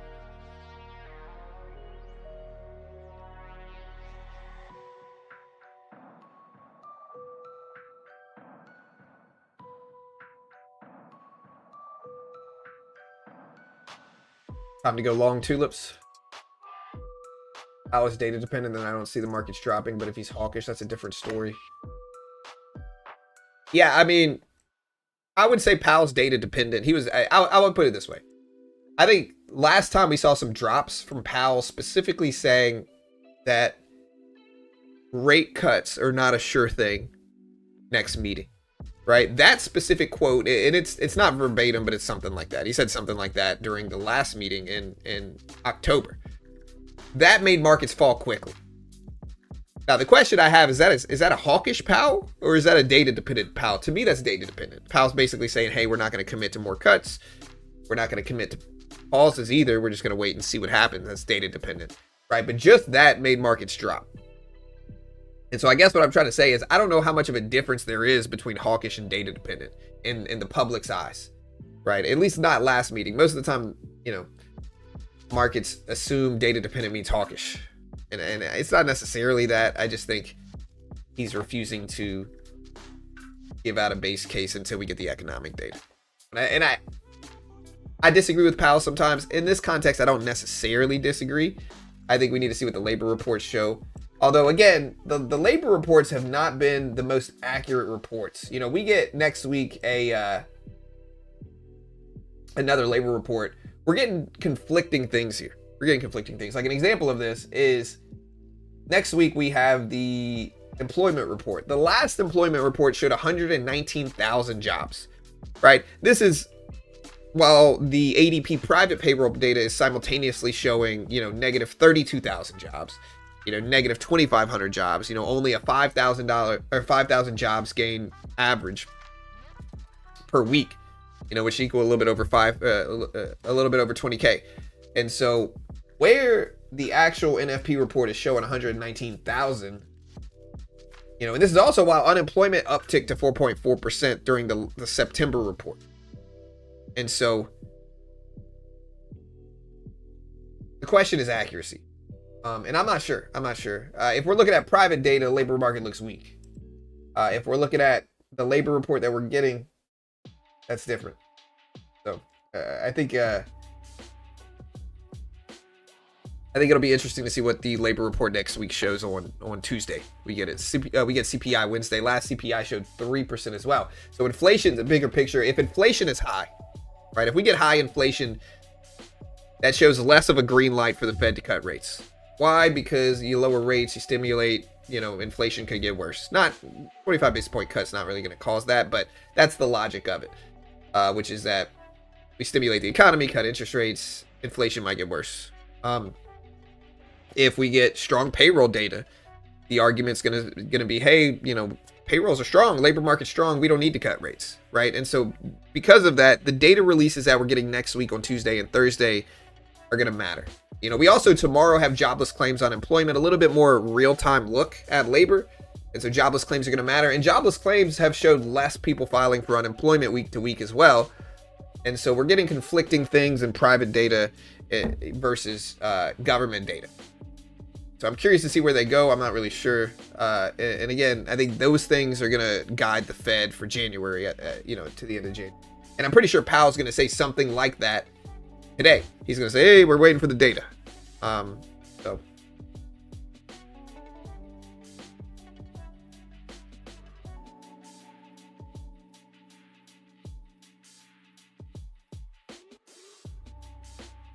Powell's speech is at 2:30.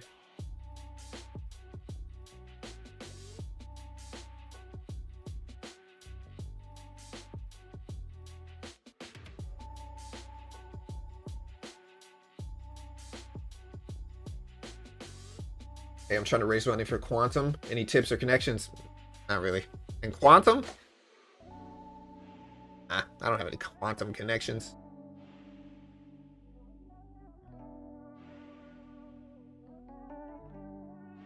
I'm gonna start a podcast. It's gonna be called The Quantum Connection.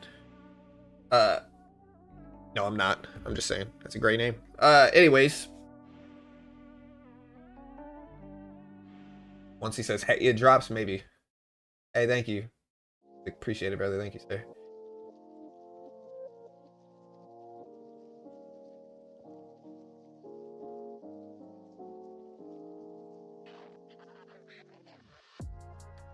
Yeah, you're not getting kicked out soon, bro.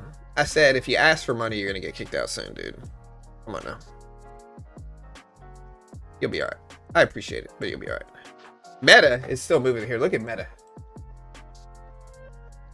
Anybody that asks for money is getting kicked out soon. I mean, that's pretty understandable.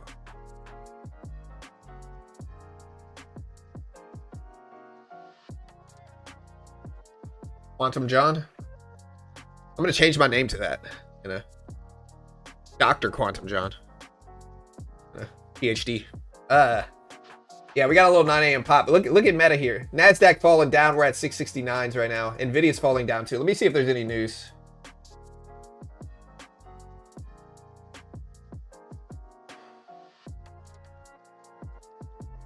Zuckerberg directs pivot away from open source AI at Meta. I see that. Goldman Sachs says the yuan is significantly undervalued.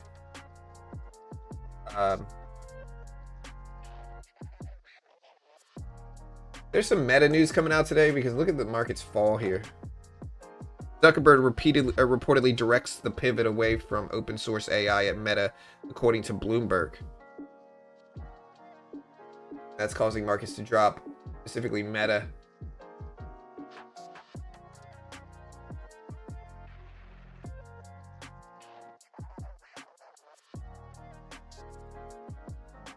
Okay. I never said you were asking for money. I said if you do, you're gonna get kicked out of here because anybody that asks for money will. I'm not gonna keep arguing about it. If we keep arguing about it here, I'm gonna ban you. Again, it's all good. It's all love. But Meta's dropping to 640s. Yeah, again, this is Meta. Again, apparently Meta is reportedly directing a pivot away from open source AI. No more floating head streams? Nah, bro. I don't have time to wash a light green sweater every day. you know, to keep the floating head thing going.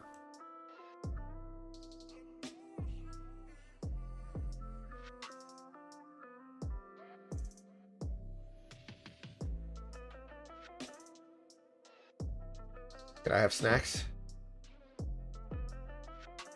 Yeah, look at this drop here. Again, this is Meta apparently directing the pivot away from open source.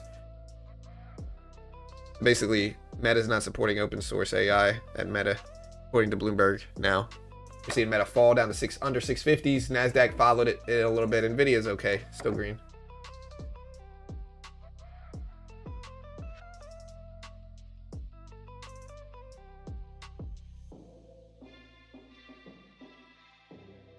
I respect Mark Zuckerberg getting into jiu-jitsu and martial arts. As a fellow martial arts fan, I can respect it, you know. Apple has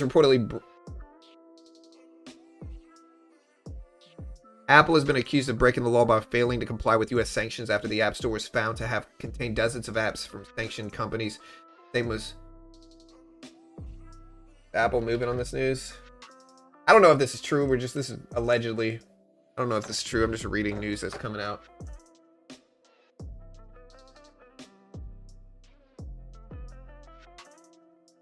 Meta's Wang at times frustrated by Mark Zuckerberg's micromanagement.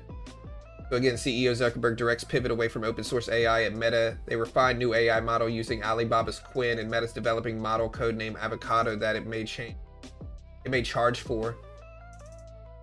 So Meta's Wang says they are at times quote unquote frustrated by Zuckerberg's micromanagement. And so some headwinds at Meta here. But Meta's going back and forth, up and down. It's moving markets here. It's kind of sketchy to trade this, though. We got 25 minutes before the opening bell. Y'all just be careful.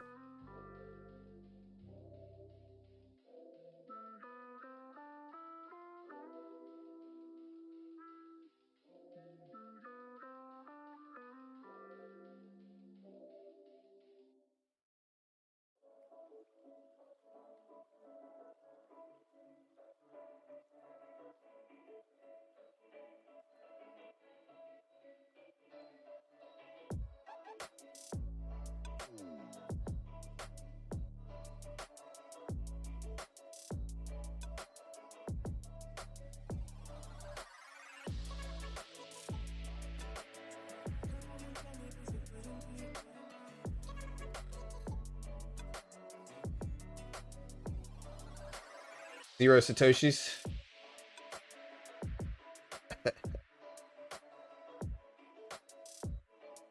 Yeah, I mean, look. Open source sounds great. And I'd rather open source than not open. But I also can't get mad if they're trying to monetize AI. I mean, I get it, you know. And again, I think AI will be monetized. Look at Nvidia fall down here, though, chat. Look at this. 185s right now for Nvidia. Again, heading into the bell. Music's fire lately. Yeah, this is an old playlist. Thank you, Skrelly. Yeah, I see Skrelly over there streaming. Doing biotech stocks. I have no idea what he's talking about because I'm not really good at that type of stuff. But I can respect it, you know.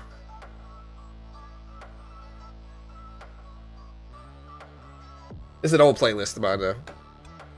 NASDAQ's breaking down. Look at Nvidia here.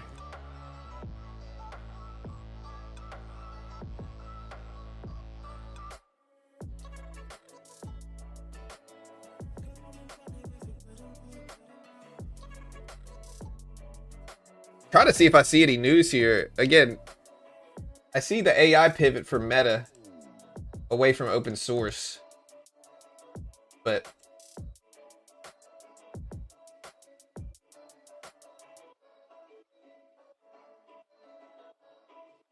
if that looks like it's heading for another red day.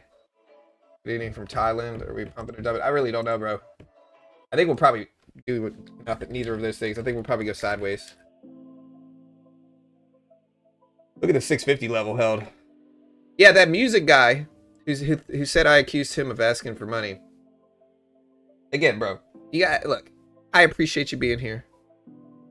You got way too emotional too quick. All I said was don't ask for money. I'm not saying you are asking for money. I'm just saying don't do it.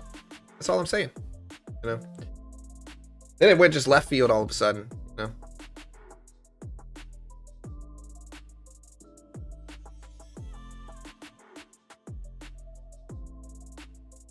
Music's good.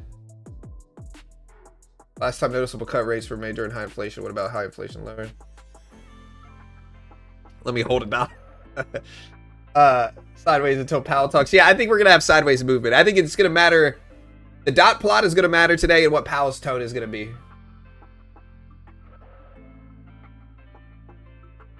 2 p.m. Eastern Standard Time.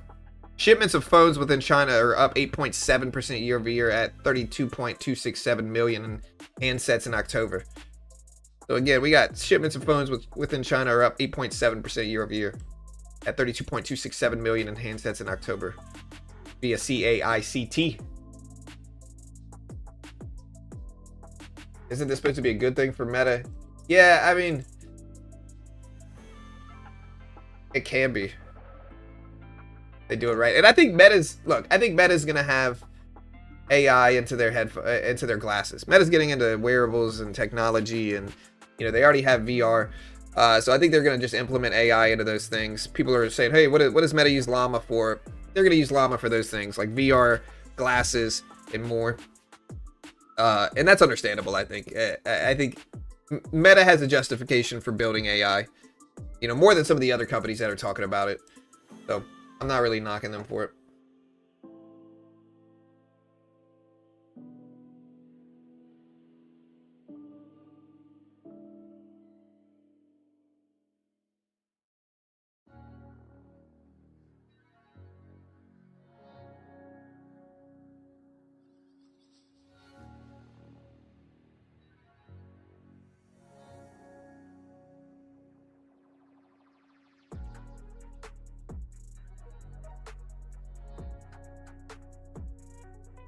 Hey, thank you, Trader30. Appreciate it, bro.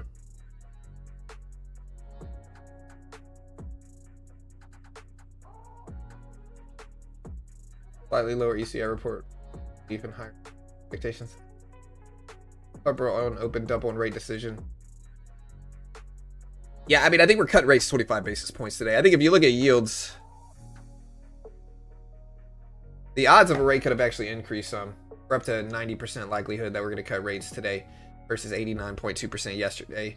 Very small increase, but we're 90-10 right now. As we get closer to the FOMC decision, I think these might get a little bit tighter as well. But again, we're looking at yields. We had the Japanese government said they might offer a 7% plus in tax credit incentive for investments into certain sectors, which might help people sit on the yuan a little bit. Or no, the Japanese yen, I mean, and ultimately help slow the unwinding of the carry dynamic. And that's what caused this big spike here, right here, this big move up over 700s, 25,700 NASDAQ. We kind of fell back a little bit here into it, though.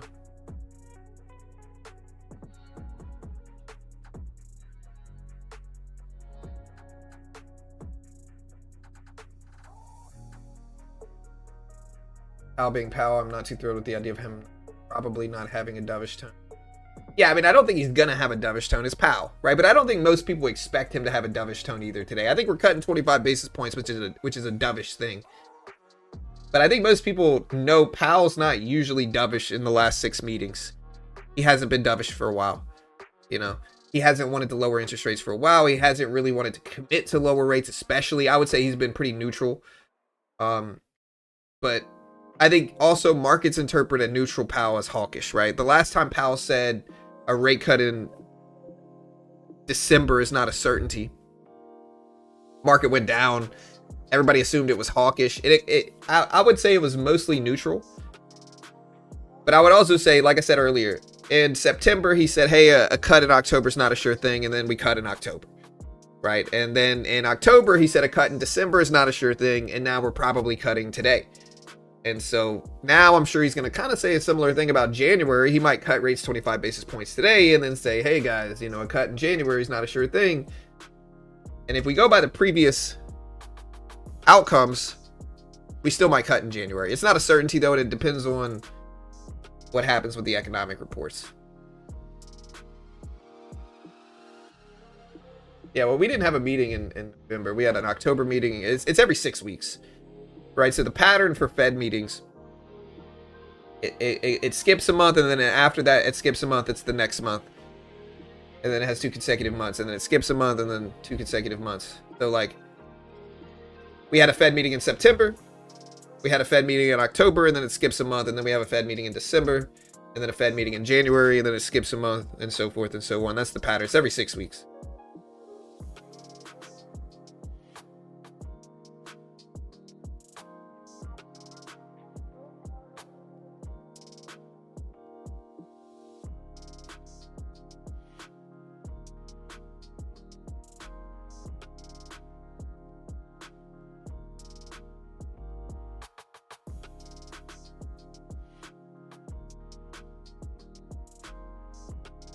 All right, guys, we are under 664s right now.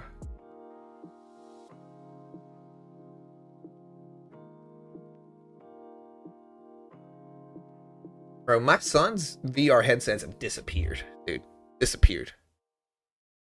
I don't know what happened to him. I bought him the new Meta Quest 3. Thing's freaking gone. I don't know where that thing is, man. The first one was stolen by the cleaners, 100%. They act like they didn't. That thing just disappeared.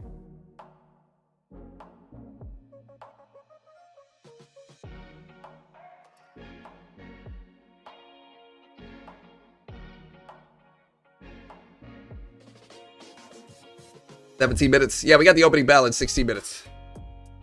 Yeah, we got new cleaners. First thing we did.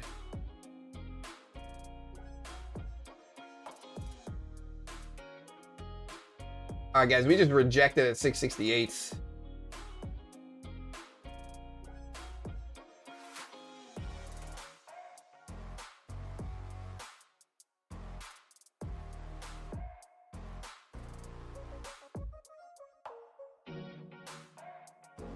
No, my son actually now uses the VR headset a lot.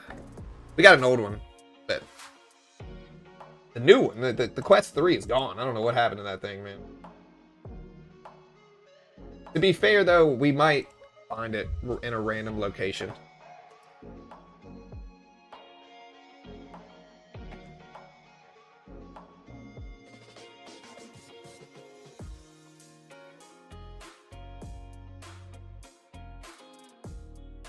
Maybe the metaverse is that real? Is this like Tron?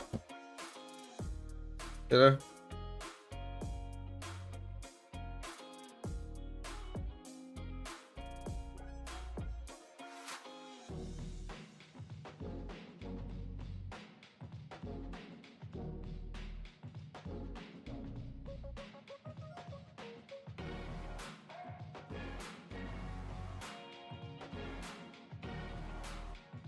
Bro, what is up with the trolls today, bro? The trolls are just here. You know?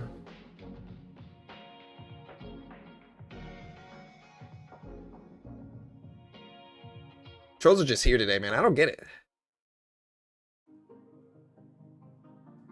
All right, let's see if we reject.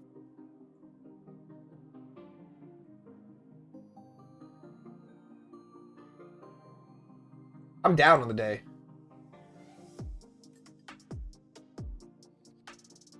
I kind of want to short this, but we could also have just a big range and sideways action like we've had most of the day here. We got 14 minutes.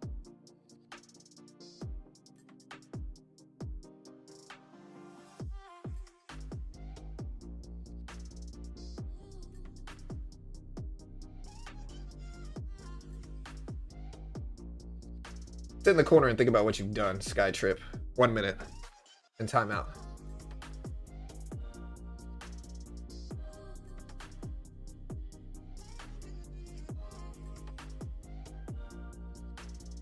I should have shorted here, guys. Look at the 200 exponential. See, look. Again, another instance of the 200 EMA. Right here. Look at that. Look at this. Where did we reject? Right off the 200 EMA. Right back down.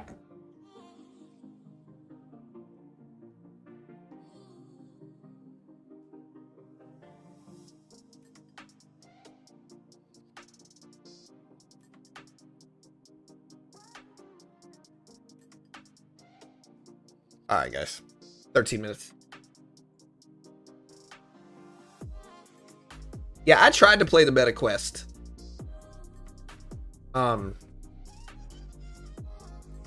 get seasick. You know, I get motion sickness. Like, they used to have to just give me Dramamine in the car on long trips, and I would just sleep. So I put on that meta. Like, I try to play some of those games in the metaverse. It just didn't work. I got nauseous. It looks cool, though. I would love to be able to do it without getting nauseous. But...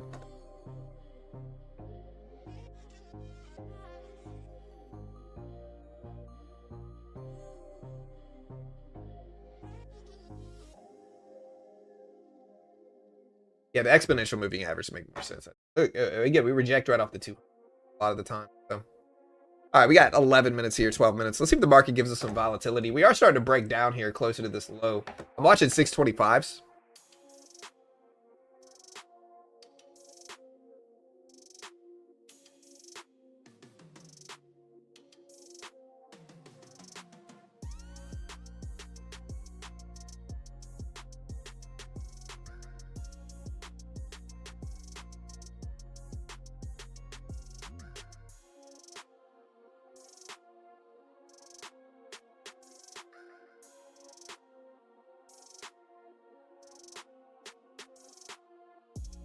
Tension in the air, waiting for Powell. Yeah, maybe that's it.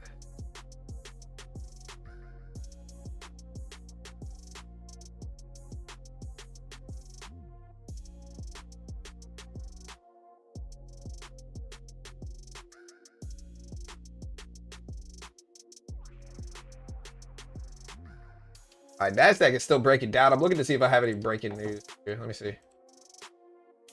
Fitch rating North American 2026 leverage finance outlook is neutral.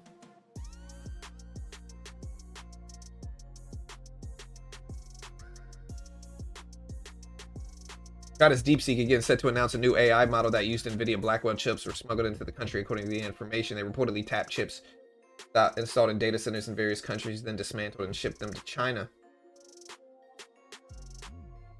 Zelensky says that Ukraine and US are going to hold talks on peace plan draft today.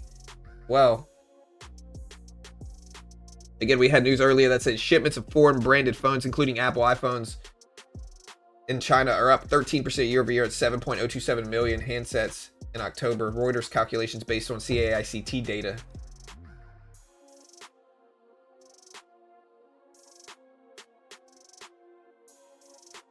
Again, Zuckerberg is apparently pivoting away from open source AI at Meta, and that is causing Meta to be volatile here.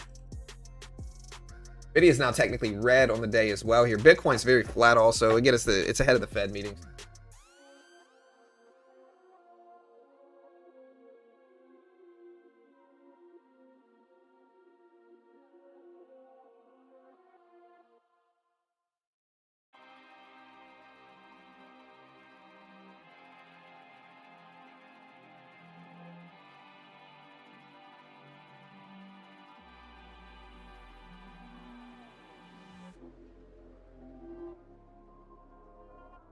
Bitcoin now under 92,000 here.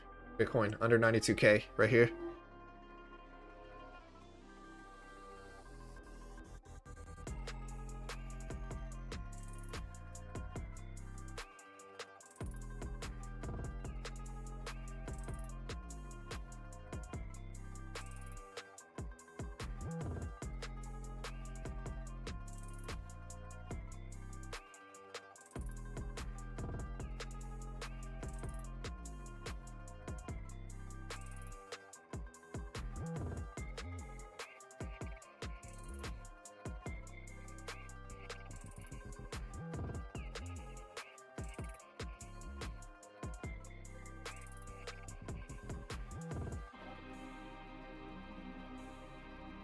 Do we go lower here, though? We're looking weak. We're under 650s here. We're at 648. So we got 9 minutes into the opening bell chat. 9 minutes.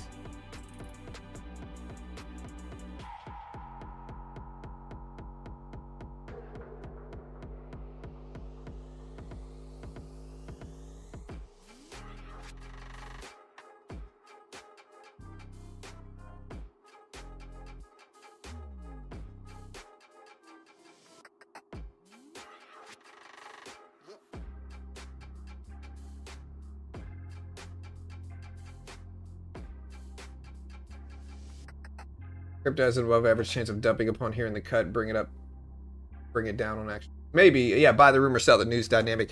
Possibly. I think it's also going to wait to see what Powell says regarding QE, as well as rate decisions in January. Rate decision in January after the economic data. I think crypto is going to be kind of holding its breath, waiting for that, if that makes sense.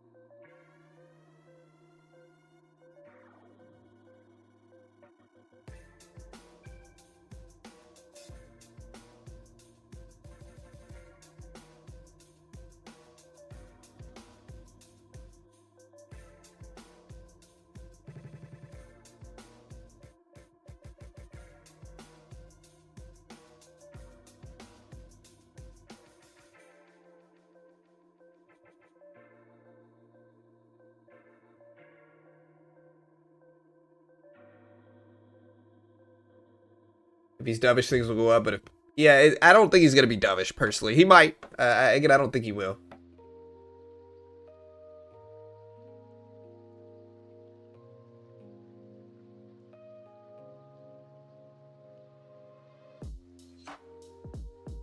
Here we get the press conference today. TD Cohen names Amazon the top mega cap internet pick. They reaffirmed their buy rating on Amazon at $300 target, calling it its large cap pick of 2026. The firm cites 3 drivers, which is accelerating AWS revenue as AI and core workloads grow, continued momentum in e-commerce and advertising, and ongoing operating margin expansion. They expect strong delivery speeds, growth in perishables, and rising ad demand to support results. AWS revenue and operating income estimates for 26 were raised and now sits above the consensus, according to TD Cohen. Here's Amazon stock. It is green on the day. It's up to 229.50s right now. We got about 5 minutes until the opening bell. Again, Fitch came out with their North American next year 2026 leverage finance outlook, and it's neutral, they say.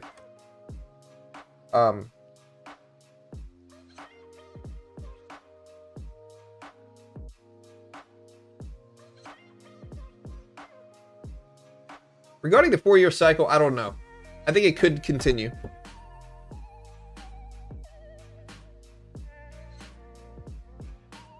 Yeah, I think Powell's going to refuse to commit. The market's priced in a rate cut.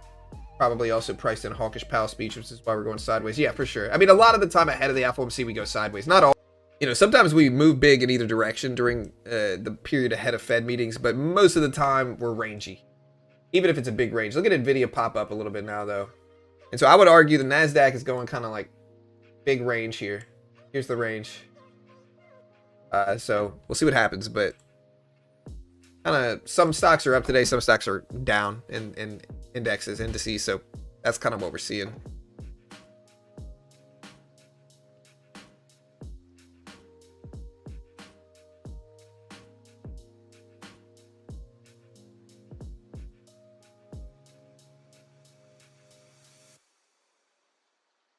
You guys think we're going to close red or green today in the market? Let me know. Looking at our poll, 44% are hawkish today.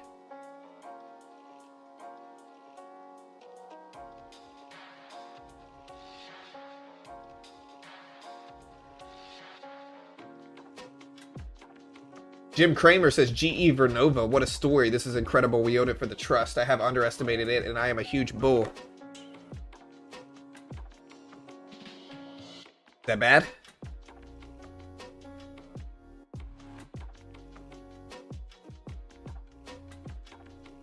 This is GEV company. It's actually up pretty big today if you look at it. 681s right now.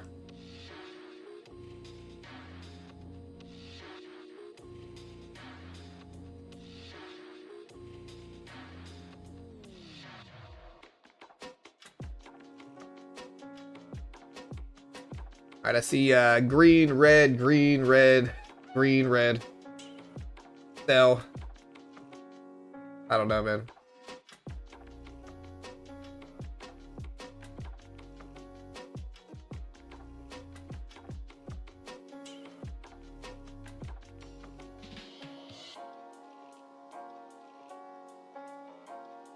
Crypto's above average chance of dumping.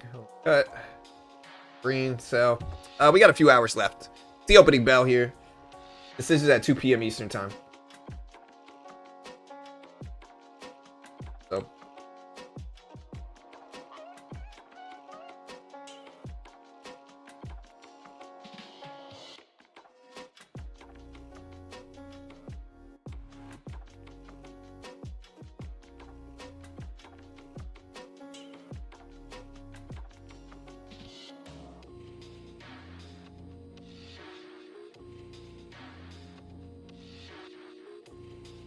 Intel and AMD have been accused of failing to block chips. Overseas conflict stuff.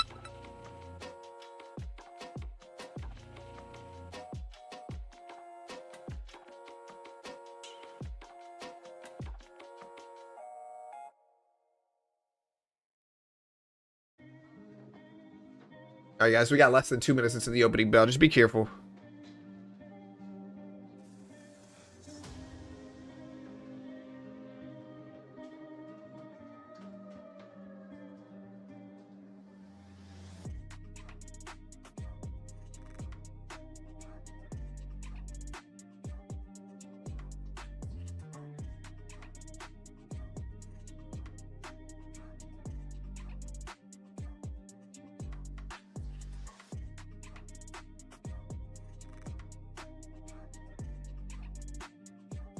All right, guys, we are dipping down a little bit here, heading into the opening bell in about a minute now.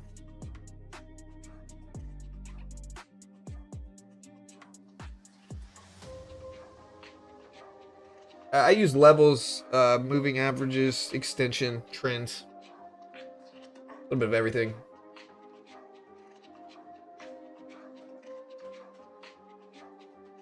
Yeah, here's the bell. Good luck, guys. 30 seconds.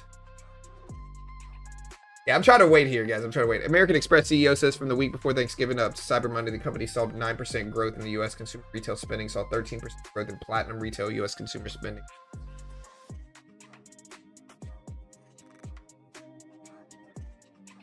All right, guys. So we got the Fed meeting today a little bit later. The opening bell is in about 5 seconds. Hit the like button, put it in 2x speed. Catch up to the stream if you haven't yet. We appreciate it. And here's the bell.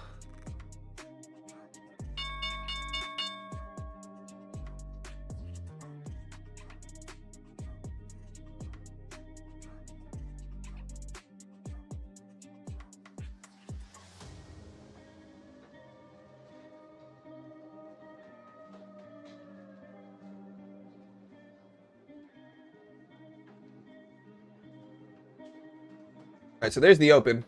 First of all, we see Nvidia back up to 185s. We see Apple at 277s. We see Bitcoin at 91.9 thousand here.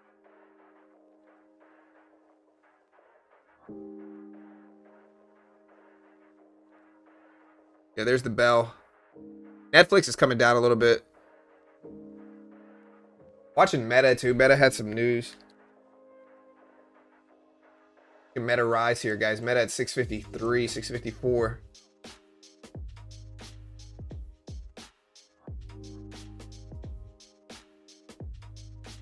Coinbase announces that they are aware that some users experiencing latency or degraded performance when transacting using the on-ramp guest checkout, to according to them.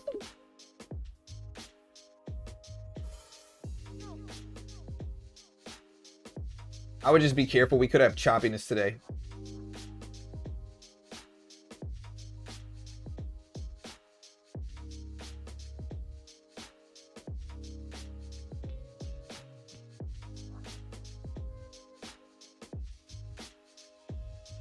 Moving towards these lows here. I mean, it looks bearish. Hey, thank you for the donation.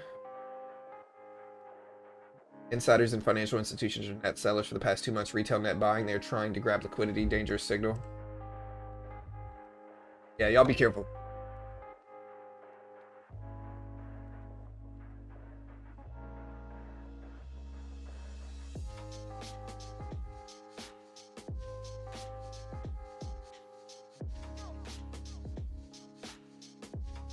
I appreciate the donation, but yeah, you might be right.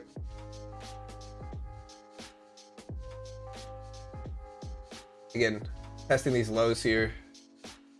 Looks bearish, no? I mean, look.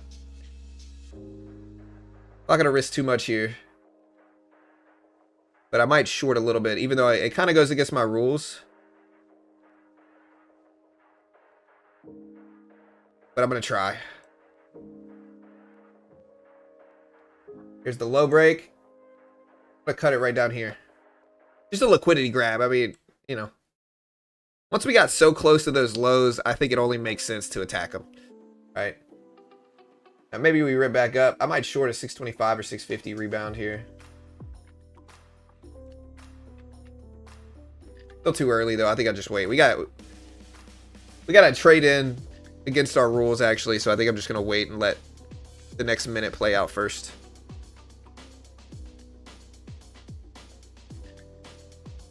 Depends on what Nvidia does. Meta is obviously important as well. Netflix moving Amazon. Powell's speech is at 2:30 p.m. Eastern Standard Time. It is 9:33 p.m. or 9:33 a.m. Eastern Standard Time. So hours.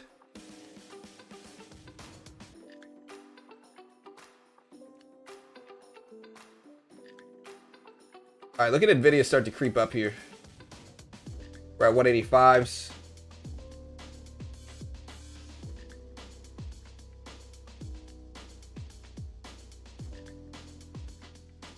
Gold falling down a little bit now.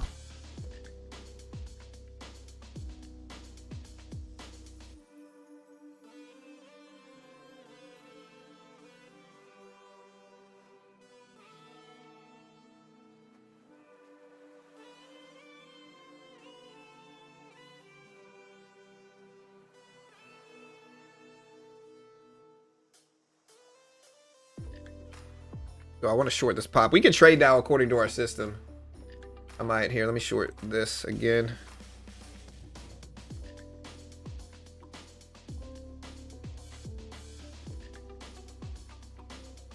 Might add a little bit to it on the top. Here. Kind of a dangerous time to take positions here though, but we're close enough to lows. All right, we're green. No, not anymore. We got a cushion on the day already, so I can hold through this. All right, I'm going to liquidate half of it right there. And then the other half down there. Video going to 195 to sweep earnings liquidity, my guess, sooner rather than later. Maybe. We'll see. But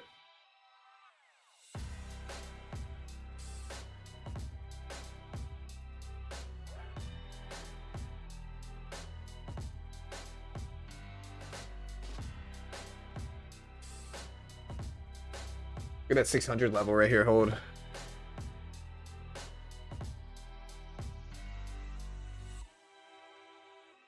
Tap that level here. If it holds. Again, I'm seeing Meta and Netflix, and Nvidia drop and Netflix drop here. So these are big cap names falling, driving markets down some here.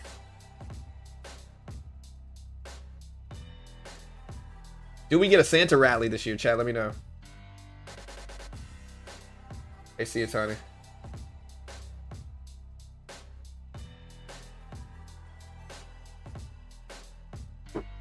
The red is showing up ahead of the Fed meeting today, though, guys. Look at this. We're down. Again, this is Nvidia, Meta, Netflix dropping.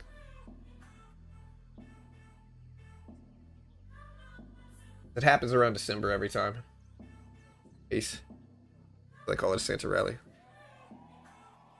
Can't remember what we did last year. I know sometimes it happens like following like the holiday, like after December 25th, you get like a rally.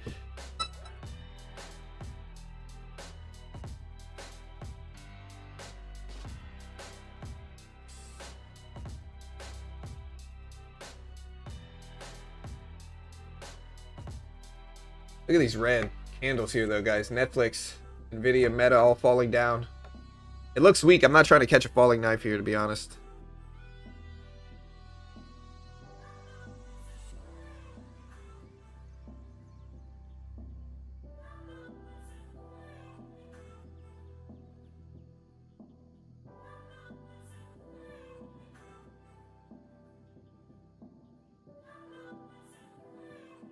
Here's 600 test here. You kind of want to short this, but it's a little bit too quick. I'll look for 625 maybe if we get a bounce back to that. We've got a cushion on this one on the day, though. That's the only thing. I would target more red momentum, but it is the Fed day, so we could have choppiness and a rebound. I'll look at 625.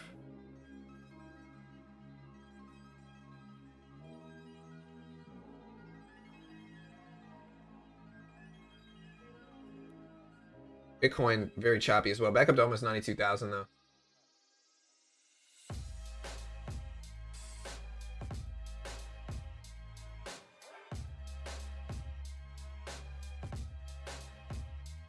right, we're close enough to 625. I'm going to short it right here. Maybe add a little bit up to 65s. Get punished, I guess. We'll give it a second.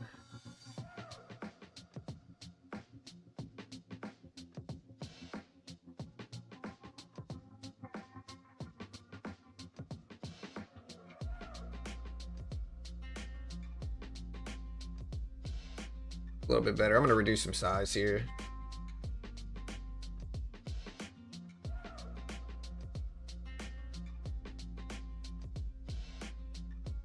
Yeah, this is my worst account, so I take a little bit more risks. Nvidia's getting really close to this level, so I want to see if Nvidia rejects here. I'm going to take another little piece off there just to limit my risk. Now we're down a little bit, but it's much closer to flat.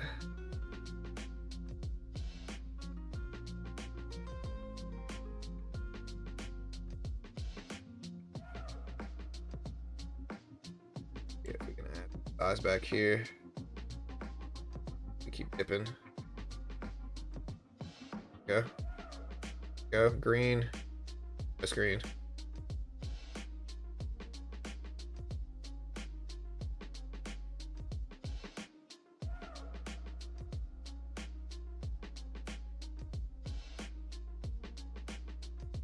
Fallen. Green. Keep going green. Take it too long. I'll reduce half my size there.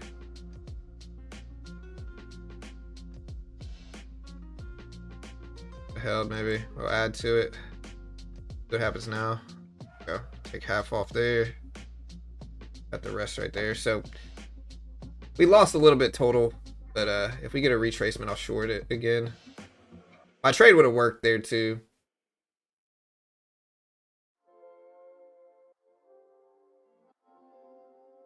Yeah, you did call that, Nando. I'll give you credit there. You get a bounce right there. Let's short this now too.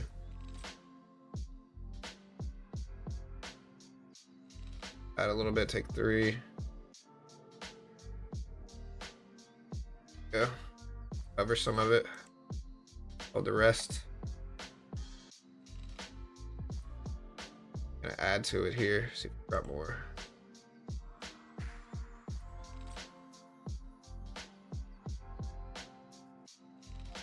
The only problem is like it's the Fed day. We'll add to it up here, see if we reject again.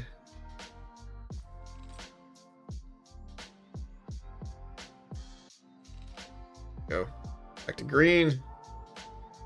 And not really holding now.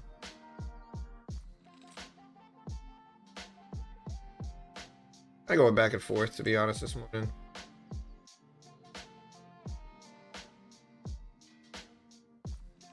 I want to give it a chance to come back down though.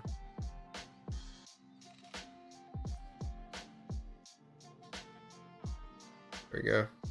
Better. Cover some of this just to reduce risk.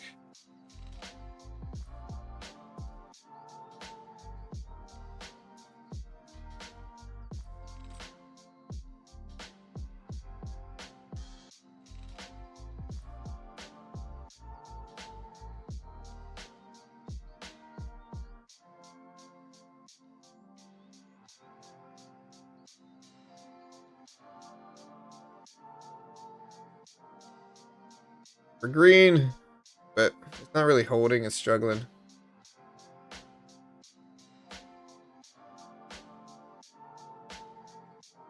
Very flat couple minutes here. I'll probably cut this now.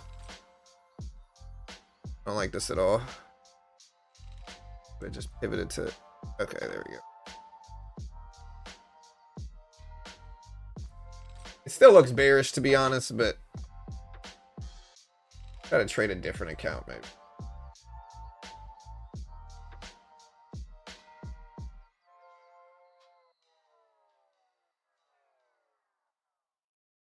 See what Nvidia does. Nvidia is right at the previous closing price.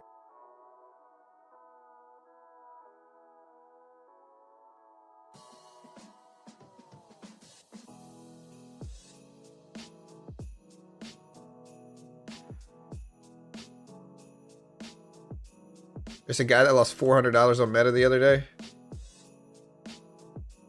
That sucks. Sorry to hear, bro.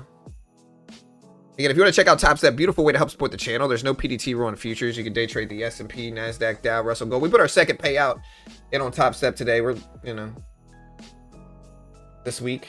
So that's good.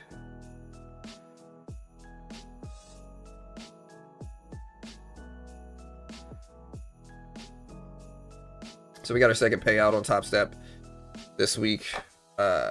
If you want to check them out, beautiful way to help support the channel. There's no PDT rule in futures, right? So you can day trade the S&P, NASDAQ, Dow, Russell, Gold, some commodities.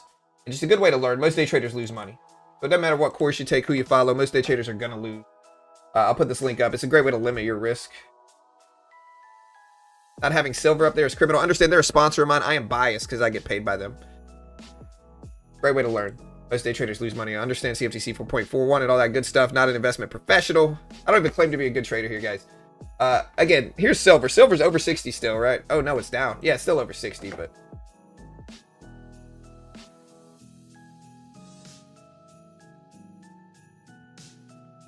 Again, Bitcoin falling back down here. See what happens.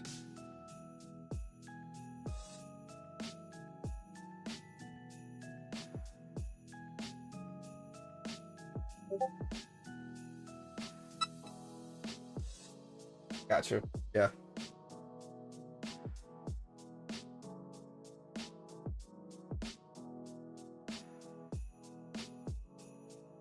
We got the holiday music pumping here today. What are you getting for Christmas, guys? Let me know in chat right now. I don't know what I'm getting.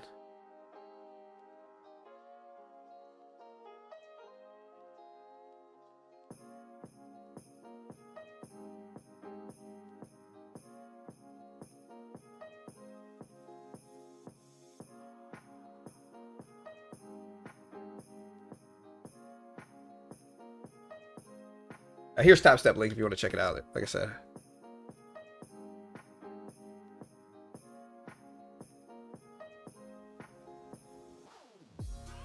My NASDAQ starting to squeeze higher here ahead of the FOMC meeting.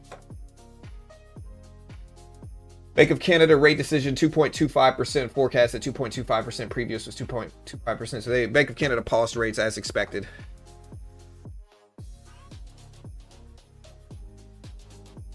Again, China is going to accelerate approval of overseas drugs urgently needed, according to them. GameStop shares are down 4.6% after Q3 revenue missed expectations. GameStop, huh? Yeah. I stopped watching GameStop earnings. It's not good enough to watch anymore. But again, Bank of Canada held rates steady here. Yeah.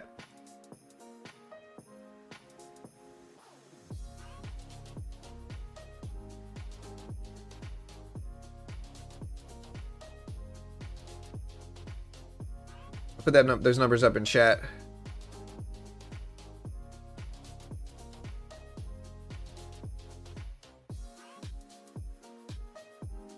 Nvidia turning here, looking weak right now. Take a look at like Meta. Meta looks like it's trying to fight back up, but I see some stuff turning here. We'll see what happens.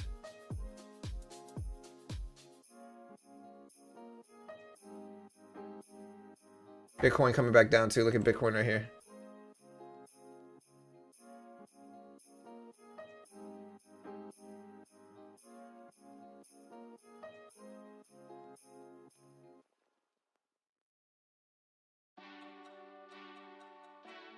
Nasdaq's very choppy right now, though. Well, they were starting to rip back up some here. I don't know what to do with this. Again, Meta looks like it's trying to creep back up. Netflix is still down to 95.60s. The Netflix is down big percentages.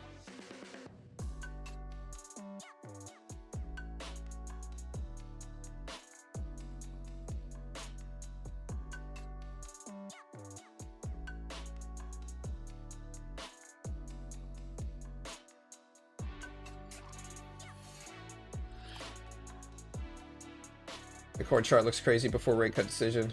You about to take off Netflix even a buy at 95? I think it could be. I don't know if it is. Right, we'll see.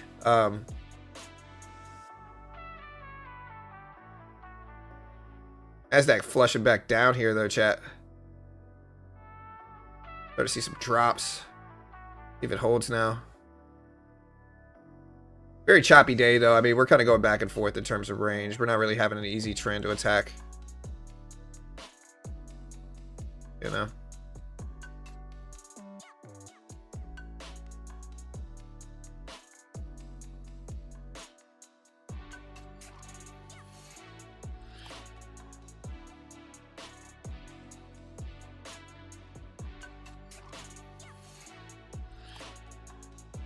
So far range, most markets here.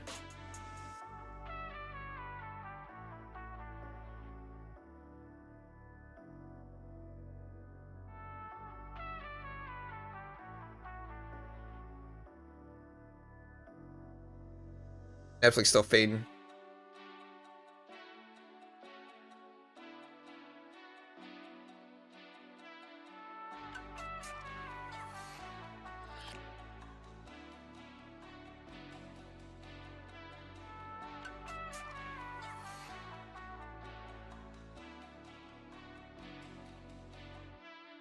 Markets are still falling here. I don't know, man. Meta's starting to rebound. This is Nvidia related. Nvidia down to 184s. That's old music.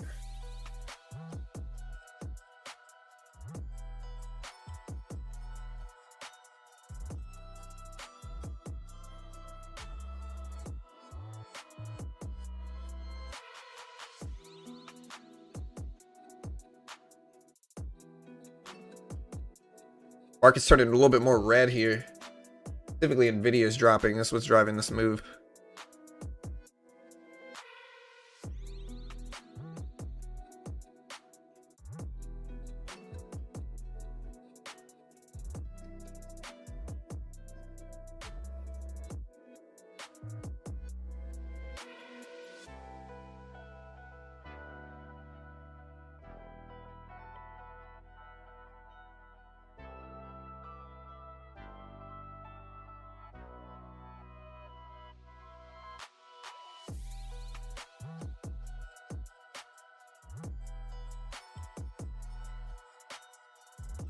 Yeah, I'm a little bit less trading today in my main accounts.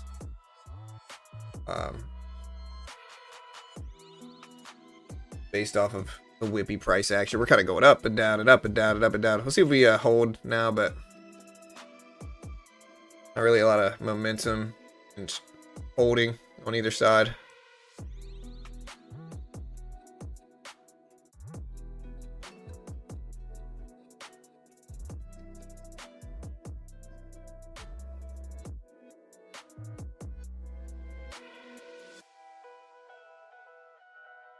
I don't want to short this, but it depends on what Nvidia does. Like, Nvidia is edging closer to some of these big milestone levels that, like, I'm curious to see where we go now. Edging closer though.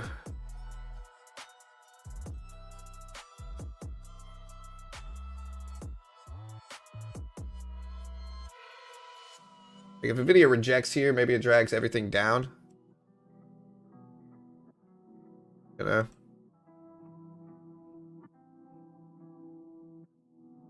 But it also kind of looks like a bull flag.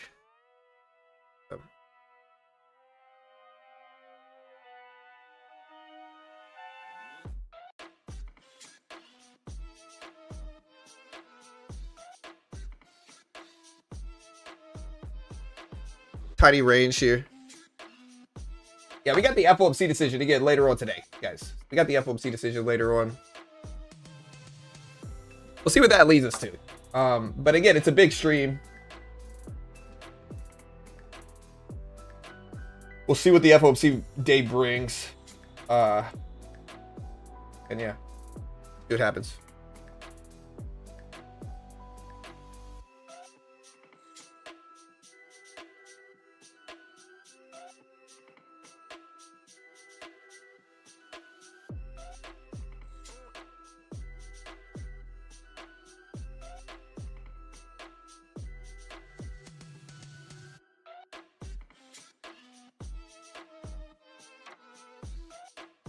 All right, we are short in one of these accounts. What are we short in?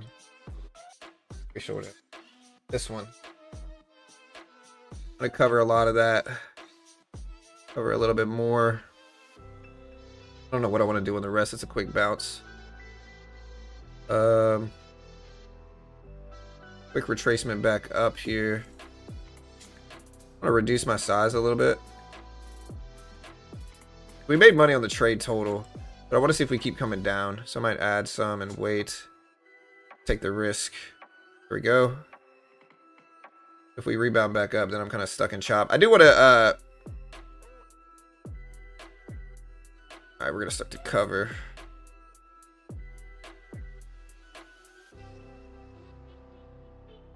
I want to see if it comes back down. That's a big candle wick on the downside. There we go. There we go. That's what I wanted to see. Keep dropping. Yes, sir. Okay, good. Maybe getting a little greedy. I added one more contract to it up here. All right, we're going to take that off now.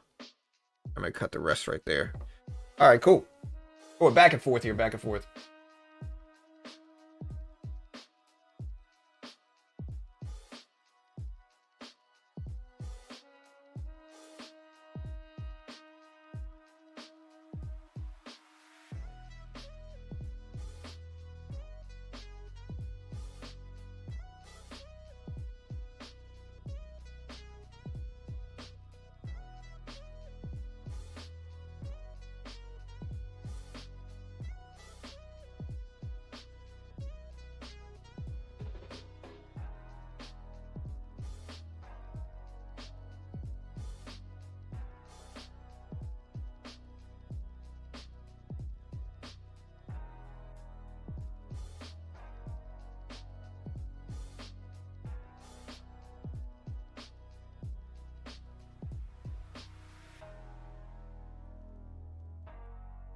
All right, guys. So again, where do I want to start?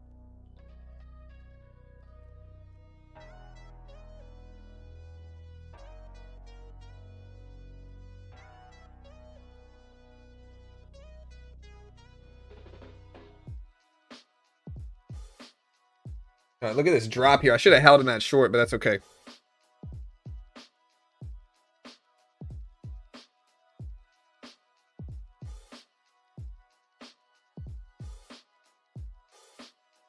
Look at this red. Let me make sure there's no news coming out that's affecting this.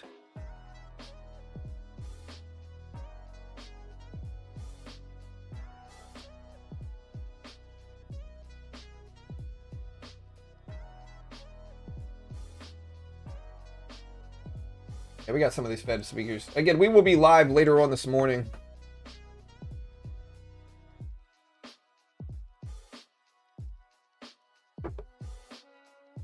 Bitcoin still falling down. It's at 91.68. Had it turning a little bit here. We're getting closer to these lows. Oh, the heck.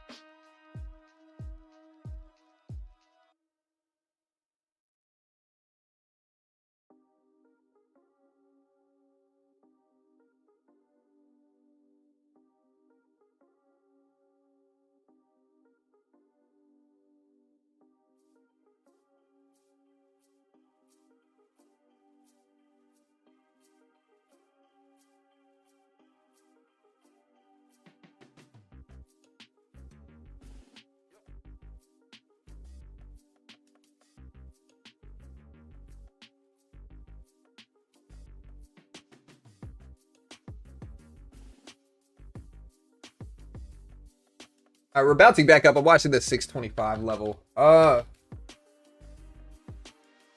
Fix it. All right, guys. Yeah, I'll see you guys a little bit later. Again, as soon as I close this stream, it's gonna bring you to the FOMC stream we got later on.